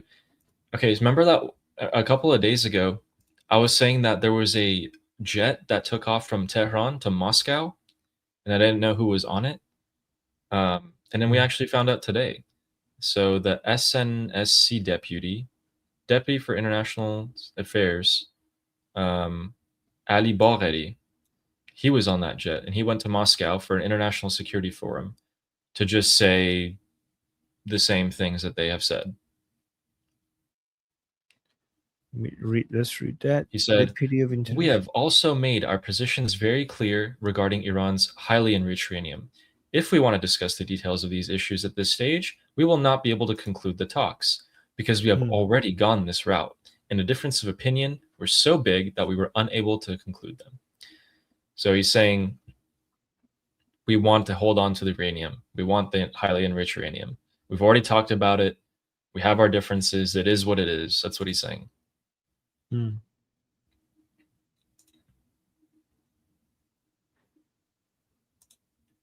Wait, let me see. Ali Bagheri, Deputy for International Affairs. He's in Moscow.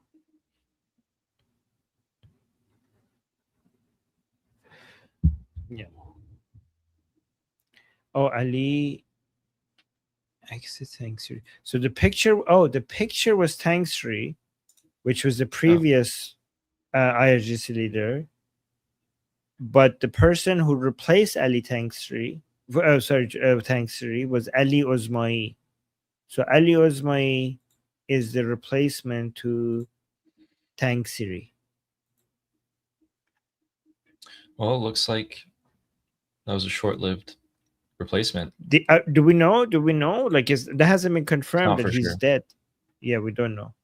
Oh no, the picture was from Osmai. Okay, the picture was Ali Osmai, the replacement for Tangsri, but we don't know if Osmai is dead.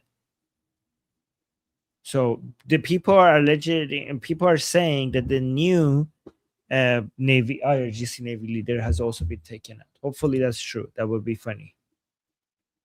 I have another video. Yeah. So is Sabakzadeh like okay? Like he's okay, right?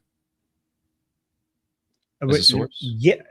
Can I see his profile picture, because I remember them better than the profile picture? Yeah. Let me show it. Sabakzadeh. Yes, he's good. Okay.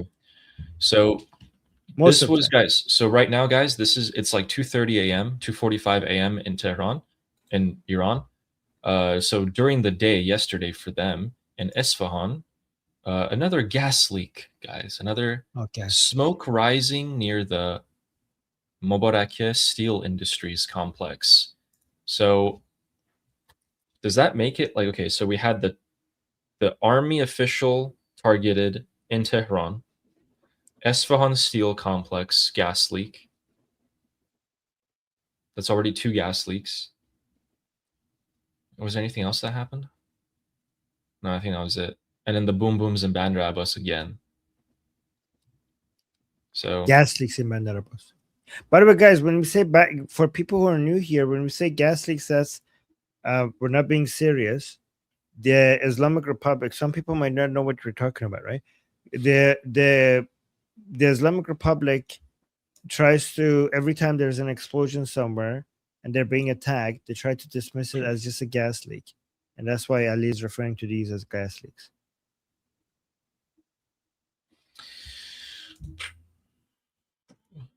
wow. Do you want to know what Said Ghassanija thinks is going to happen? Yes, but can I do the 2 super chats? Oh, yeah, of course. Yeah. So Vahshi, thank you so much for the super chat, saying, but let's admit that it only works on idiots. Oh yes, the strategy, the Islamic Republic knows that its base of support is a bunch of retards, and and because they know that, their propaganda is designed based on that knowledge. But yeah, for sure, that only works on retards. So the Islamic Republic itself is not retarded, but its entire strategy is based on the knowledge that my followers are retarded. True, Rashi. And then we have Lior saying, if Islamic Republic support is 5% in Iran, where does MEK stand? Okay. Oh my God. Oh my God. Maybe a 0.1%. maybe it. I actually have a old study on that. Here, let me find it.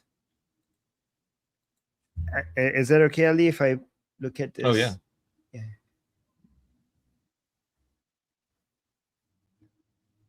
Hold on.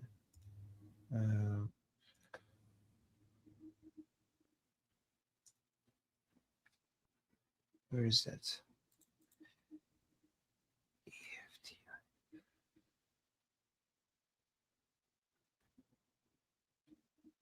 I have to find it. MEK maybe. Okay, guys. So update on Princess Noor Pahlavi. So Noor Pahlavi will travel to Norway next week to participate in the Oslo Freedom Forum. 4 days, she will give a speech, and then she will be asked questions. She'll be taking a Q&A. All right. So that will be next week, and we're definitely going to cover that.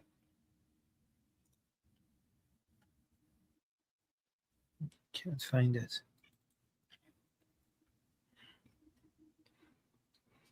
Man, I can't believe all the violence that happened today, from London to Tehran to Bandar Abbas.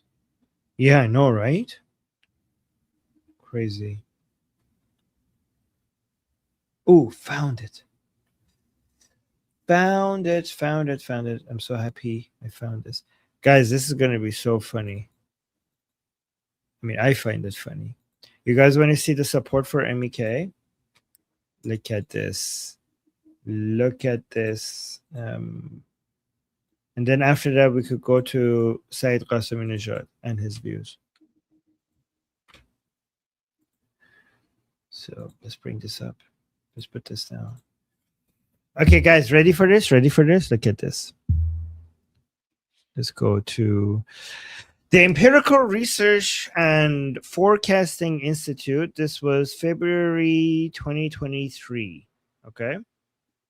So let's go lower. Not here. There we go. Okay. Okay, so yeah, MEK is Mariam Rajavi, bottom right. 0%. So top left, Prince Reza Pahlavi. This Abdullah Muhtadi basically represents the separatists. Okay. This was Ali Khamenei. Okay. This is Mousavi representing the reformers. This was the former President Raisi. And this is Mariam Rajavi, less popular than Ali Khamenei, apparently. So, I mean, even if the numbers are not accurate, you can see at least relative to other people, Mariam Rajavi is less popular than Ali Khamenei. So there you go.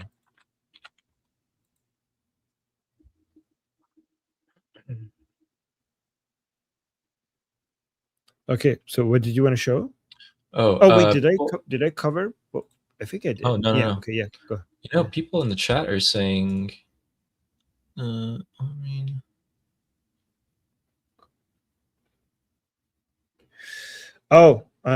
فیلم کل آخونده که رد شده با ماشین رو تامی رابینسون گذاشته.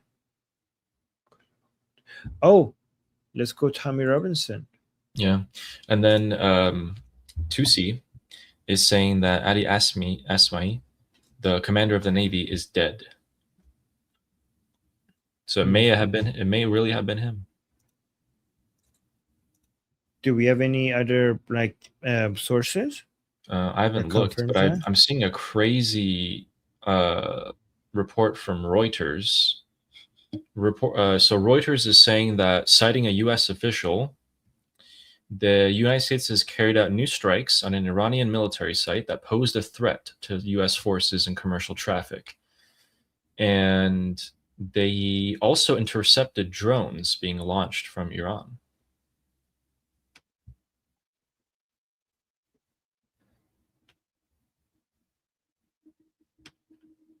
Ooh, yeah. Wait, what did you want to look at? Yeah, I actually already played this video that Tommy is playing. Put. I already played it. Oh yeah. Yeah. So by the way, regarding my account, my YouTube account, I submitted it for review, and that takes between like 1 to 30 days for them to review your account, so you can be a partner. So 30 days. I say 1 to 30. So, but then I looked it up on Reddit, and most people are like, "Oh yeah, between like around 3 days, you'll be fine. You should be fine." Oh, we'll see. nice. Okay. Cool. Yeah. Congrats. Sayın Najad. Yes, Serkas. Let's go to him.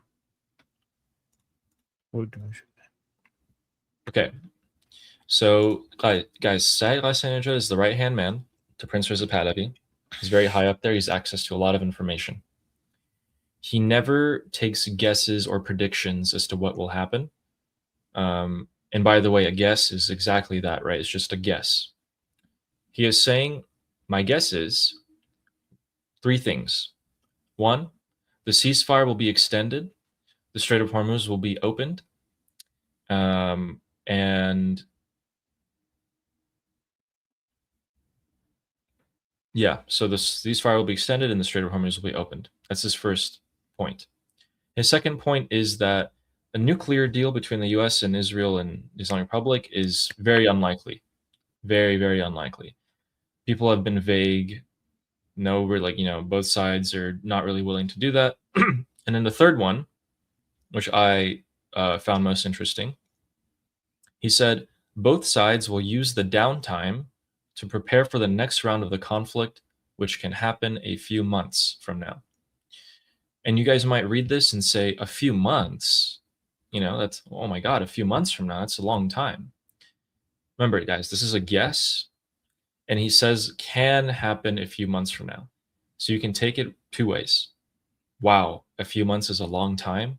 Or 2, really? He thinks only a few months? He doesn't think years?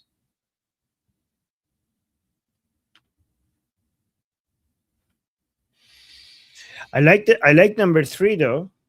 Yeah. Because if you read number 1, it seems like, oh no, this is going in the wrong direction. But if you keep going down all the way to number 3, I would like that. I would be happy with that. Yeah. Yeah. I mean, I know it's horrible because it's taking long. But still, if that's what it ends to, it's good. Number 3 is good. We're happy with number 3. If that's how it ends up being. I don't see enough people talking about the economic timer. Yeah. The economic timer, because the economic timer might actually take longer than people think. Given that the regime doesn't give a shit about how the Iranian people live, for the pain to get to a level where there's collapses the Islamic Republic, you need more time. What about the people themselves coming out? So yeah, the economic pressure might cause uprising. That's the way that things could speed up. True. An uprising is the main way things could speed up, and the economic pressure might get us there. Here's what I'm scared of, is that people will come out in like smaller amounts than they did before and be suppressed, and then that will end up hurting their morale. I mean, it will, but we had in between big uprisings, we have had already some smaller uprisings that have been suppressed, but it didn't stop us from getting to bigger uprisings historically. If you look at our, what happened in Iran before. That's good. Vahshi is saying, guys, I know we want to get over with it, but we have to be realistic about the logistic and how the military operation works. Sometimes it takes months. And then also we have a question. Does Bassem Nijad, does he extend the ceasefire until after the midterms? What do you think? Trump said he doesn't care about the midterms, but he also writes in his book, The Art of the Deal, that the worst thing you can do is to make yourself seem desperate for a deal. So,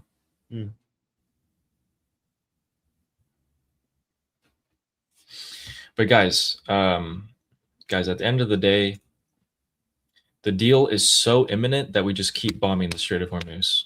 You know, we're almost there. We're really close.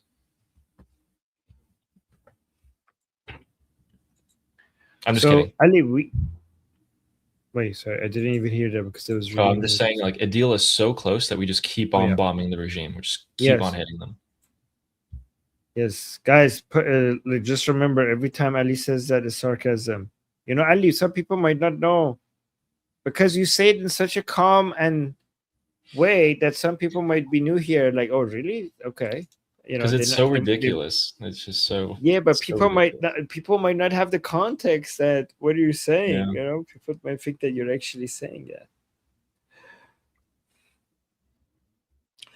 Very hot. It's just like, this is the funniest part, right? Okay, so the US keeps bombing. This is in 48 hours. They've done 2 defensive strikes. Okay, the United States has come in. They've hit the airport in Bandar Abbas multiple times. They killed 4 IRGC people last time. They just took out a suspected general, the head of the Navy, which the Navy doesn't really exist, but that's someone, you know, you can't just take that lying down. You can't claim that guy's a fisherman, right? And Ghalibaf doesn't say anything. Araghchi doesn't say anything. Vahidi, no one, not Mojtaba, no one says anything. They take it lying down, and they say that the ceasefire is still in effect.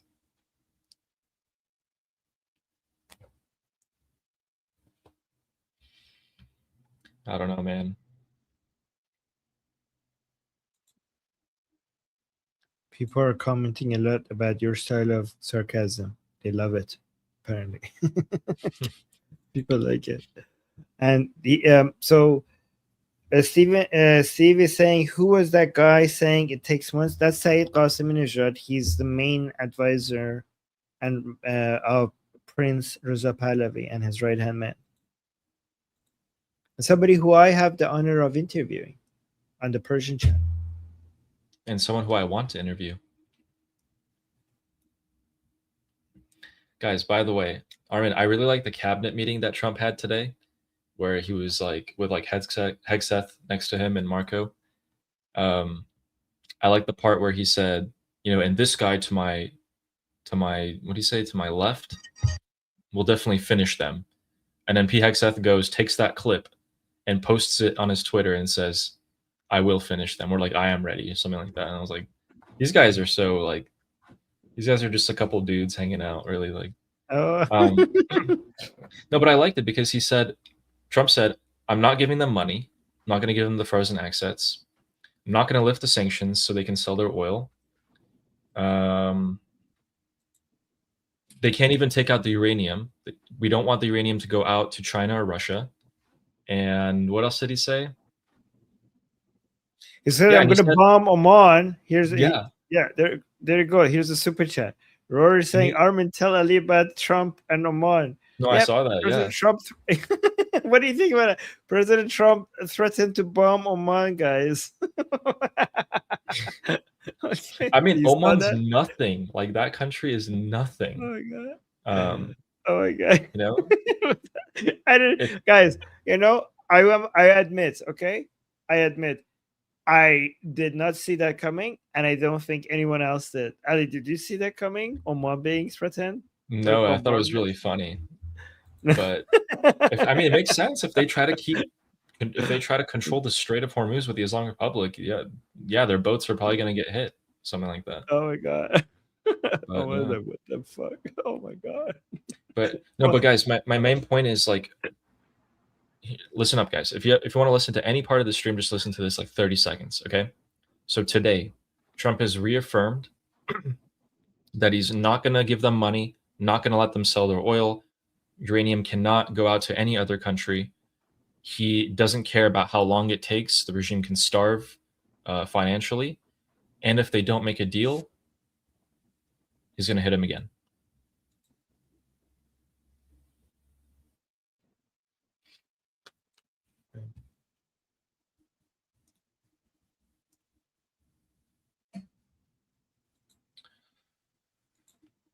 Do you think the regime has to make a statement about this now, about the Bandar Abbas attacks? Yeah, of course, they have to, because the regime supporters would demand them to. So I say, why Oman is catching strays? They were caught negotiating, collecting tolls with the Islamic Republic. No, they're not catching strays. This is This is fully deserved. Fully deserved. I bet you didn't expect that level of aggression. You're like, "But we Also, were Oman supposed is to be trying like the-" to. They're Yeah. trying to become the money laundering hub for the Islamic Republic. Are they really? Yeah, they're trying to increase their financial trading with the Islamic Republic, which just we all know what that means. It means money laundering.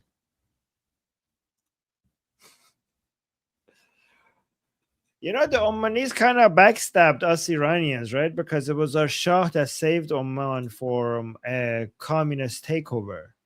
And now they're helping the people who took down the Shah. Guys. Ungrateful motherfuckers. Guys, 50 years ago, the Shah of Iran, under no treaty, under no agreement, nothing forced him to do this.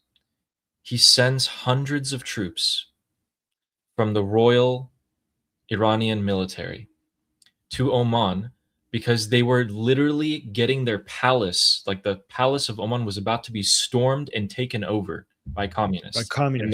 And the king was about to be executed, okay? They were all going to get executed. And the Shah's troops come in, some of them die, okay? So Iranian blood was shed. He saves the king of Oman. He saves the entire country of Oman from falling into communist hands. And the king of Oman kneels at the Shah's feet, kisses his hand, thanks him, and then 10 years later, they're like, yes, IRGC. Yes. And here we are 50 years later. They're like, oh my God, IRGC, you want to control the Strait of Hormuz together? Let's do it. Whatever you say. You want us to launder your money? Yes, sir. We'll do that.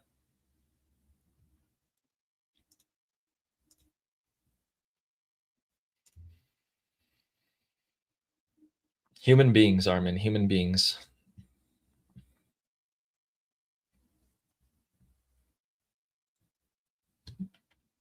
Wait, we have two. So, by the way, President Trump mentioned that he is, I don't know if you guys saw it earlier today, but it's important to repeat this. Donald Trump, regarding the lifting or reduction of sanctions on the Islamic Republic, said he's not talking about any reduction of sanctions or giving money. So he clarified that no sanctions, no money, nothing. So anybody who was panicking about that, that's over. But there was another part that he said that this part. Okay.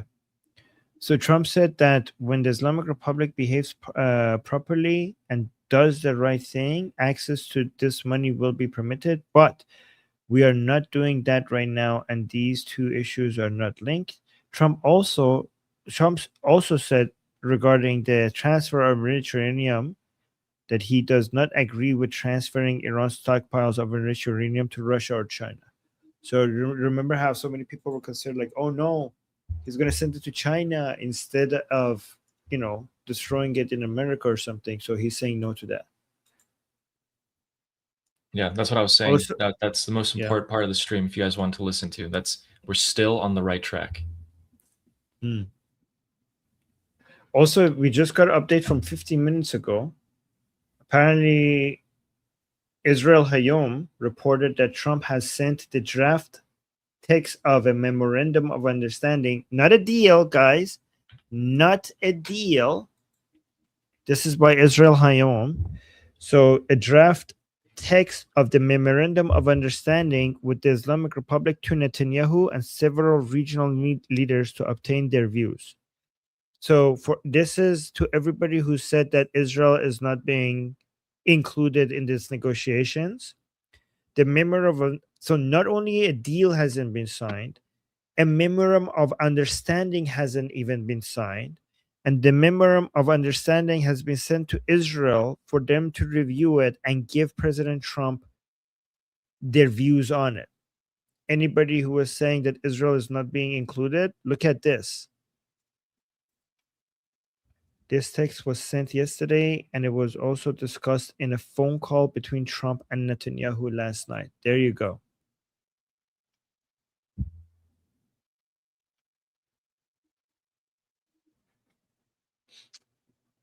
President Trump So- posted on True Social about Armenia. He said that, yeah, Marco went over to Armenia, and now we're going to have a better deal with them about energy. Okay.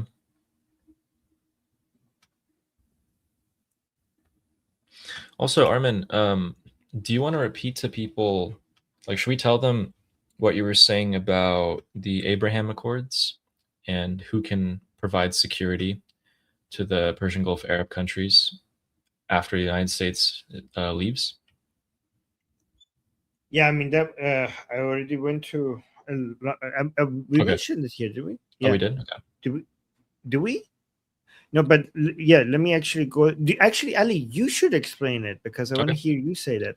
Yeah, okay, yeah. Okay, sure. All right, guys. Let's zoom out so we can understand why it's taking so long. If you're wondering, why is he not hitting the Islamic Republic? What is he waiting for? Okay. Sure, he's waiting for the regime to get, starving of money, but think about it this way. For decades, the United States has benefited by providing security to the Persian Gulf Arab countries in return for them trading in US dollar, so the petrodollar, okay?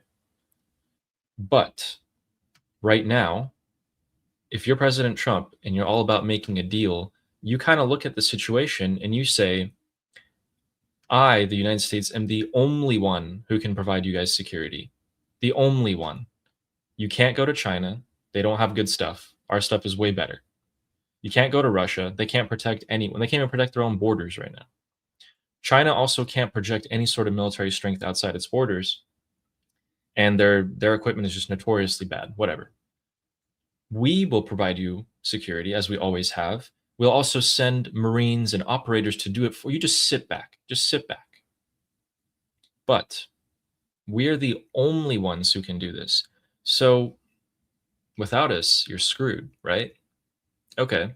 Well, I kind of want more in this deal. Like, it's not enough for me to just have this oil dollar deal with you guys anymore. I want more.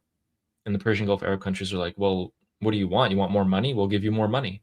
The US is like, no, I don't want more money. I want you to make peace deals with Israel. I want you to join the Abraham Accords, normalize your relations with Israel. Bahrain's already done it, okay? I think UAE's already done it.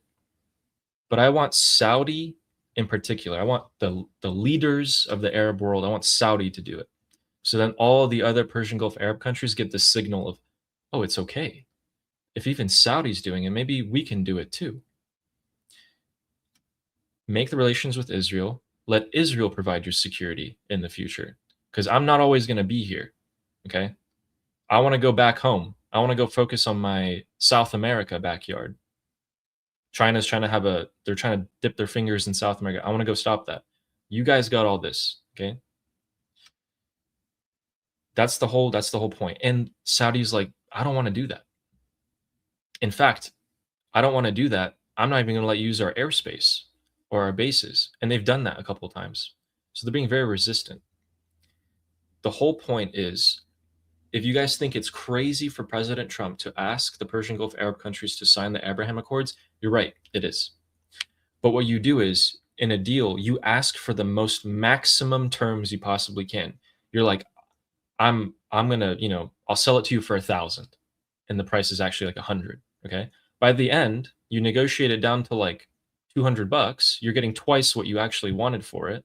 So President Trump said, I want Pakistan, Oman, all of these countries, Saudi, all of them to join the Abraham Accords. In reality, he's aiming for 2 countries, maybe 3. Saudi, number 1 by far. Saudi's the most important one. Tells all the other Arabs that they can also sign the deal. Then it would be Qatar. Then it would be Pakistan. And in terms of likelihood, this is what we're talking about. So Saudi, Qatar, Pakistan. Those are the three targets. Pakistan, never going to happen, probably. Qatar, we'll see. Saudi is the target. We want them to sign it. At least if they don't sign it, we want them to make a deal. We want them to normalize relations somehow so that Israel and Saudi start working together. Did I get that right? That was perfect. I'm glad actually that you did it. That was pretty All right, good, cool. Ali. That's pretty Thanks. cool. Good job.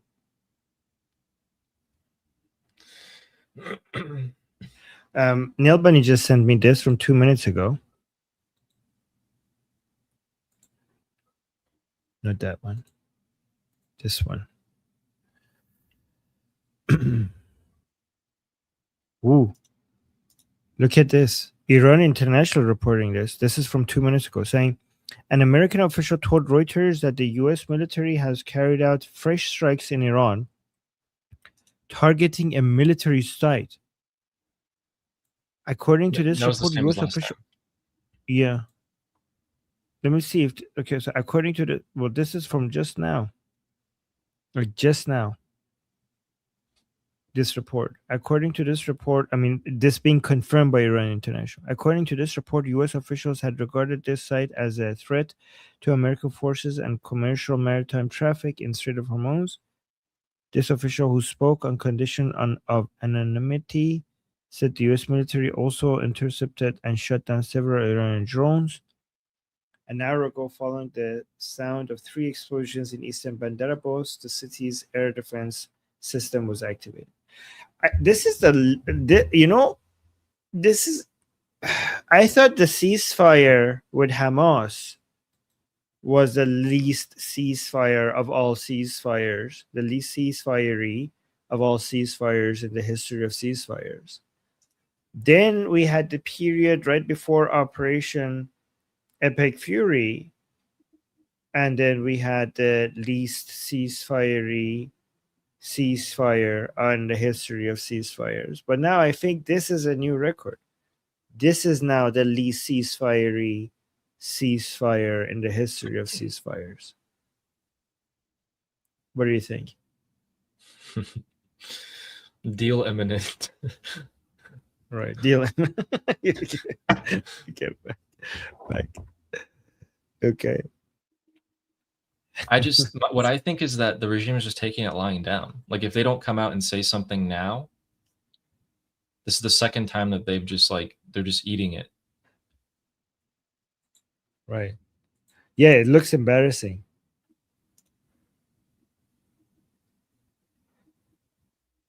But they intercepted drones. So the regime launched drones that got intercepted. I wonder where they got intercepted. Like, did the jet just take them out in the area, or did they make their way over to the Gulf countries, or? I don't know. Interesting. By the way, isn't this a crime when they say an American official told Reuters with the condition of anonymity? Isn't that like giving up like U.S. military secrets? Isn't that a crime? Not if you're anonymous. I'm sure it's still a crime even if you're anonymous. It's not a crime if you don't get caught. I didn't say that, guys. It is actually. Don't tell that to people. It is. It is still a crime. Yeah, I'm just kidding. Yeah. Okay. Yeah. Right. Oh, Sketch. Hey, Sketch gave us a super chat saying Israeli pan-Arabism is better than Islamic pan-Arabism. I mean, technically, we don't. Pan-Arabism contradicts Islam, and Islam is considered itself. I know this is a joke, and I'm getting way too deep, but I like nerding about these concepts. But Islam is an enemy of pan-Arabism, so they used to be in contradiction with each other. Yeah. But yes, I know what you mean, and yes.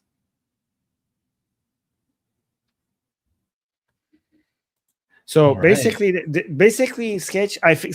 I'm gonna translate, and you tell me if I'm correct. If I'm understanding you? You're saying that Israel can bring Arabs together more than anything else. Like the Arabs and Muslims cannot bring them, like they can't build, like any coalition of Arabs built by Arabs will break apart. Okay, they should just all come under umbrella of Israel, of Israeli security, and that's the only way that they could get united. You need Jews to help Arabs get united because they can't do it themselves, right? Oh, okay. Somebody saying Arab in pants sounds.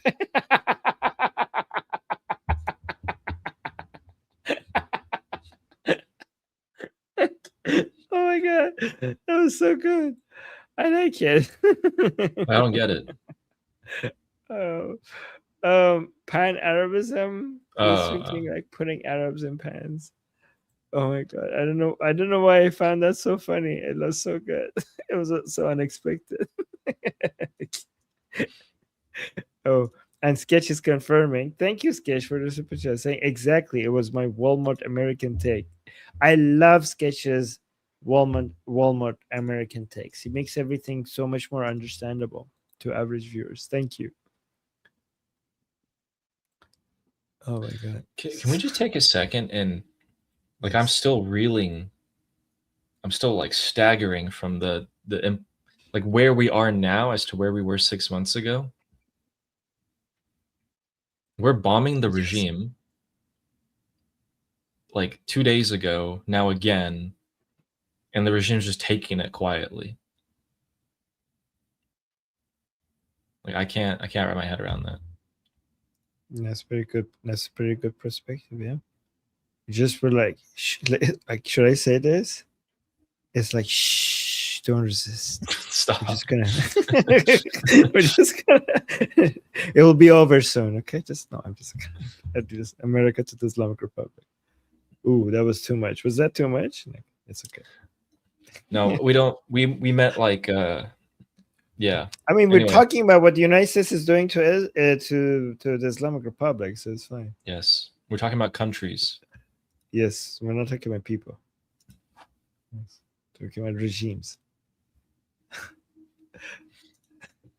Yes, we're talking about graping the grapists. Exactly. Okay? It's graping the grapists. They are grapists. They're literal grapists. There's zero progress. There's zero progress in the talks. Zero.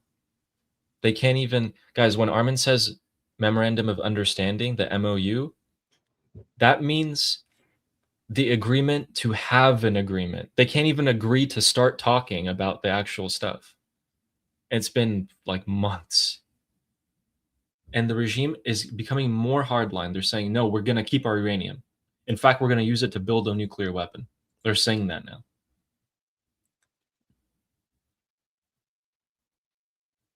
Oh, Ida, thank you so much for the super chat. Ida clarifying something with Tusi. You want to read that? Yeah, Ida says, hello guys. Tusi didn't say he was dead, but he was talking about how he was the target. So Ida's talking about the IRGC naval commander. So the boom booms that happened tonight in Bandar Abbas in Iran by the United States were, they also targeted someone in a car. And we think that that person in the car was the head of the IRGC Navy.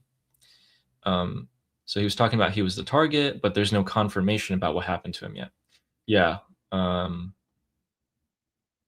Yeah, we don't know if there will be, to be honest. I don't know if the regime would come out and say that. Yes, we lost our third IRGC naval commander of a navy that we also lost. I hope it's true, though. Oh, yeah. It makes it impossible for them to ignore it. Yeah, that would be so... You know, I really hope that, you know, Mujtaba dies soon as well, because it would be so fun. You know, Vahidi dying, it would be really damaging to the Islamic Republic, right? Radon dying, Ajay dying, it would be so good for the Iranian people, okay? But Mujtaba dying is just fucking funny. Like 3 months supreme leadership, it is so... I don't know, like I know he's less significant than all these other people right now, but it's just so embarrassing being a supreme leader for 3 months and dying. That's why I kind of like the idea of targeting him soon. You know, when they buried Khomeini is like June 10th or 7th, something like that. It's coming up. It's in like a couple of weeks. Oh, the anniversary of Khomeini's burial is coming soon? Yeah.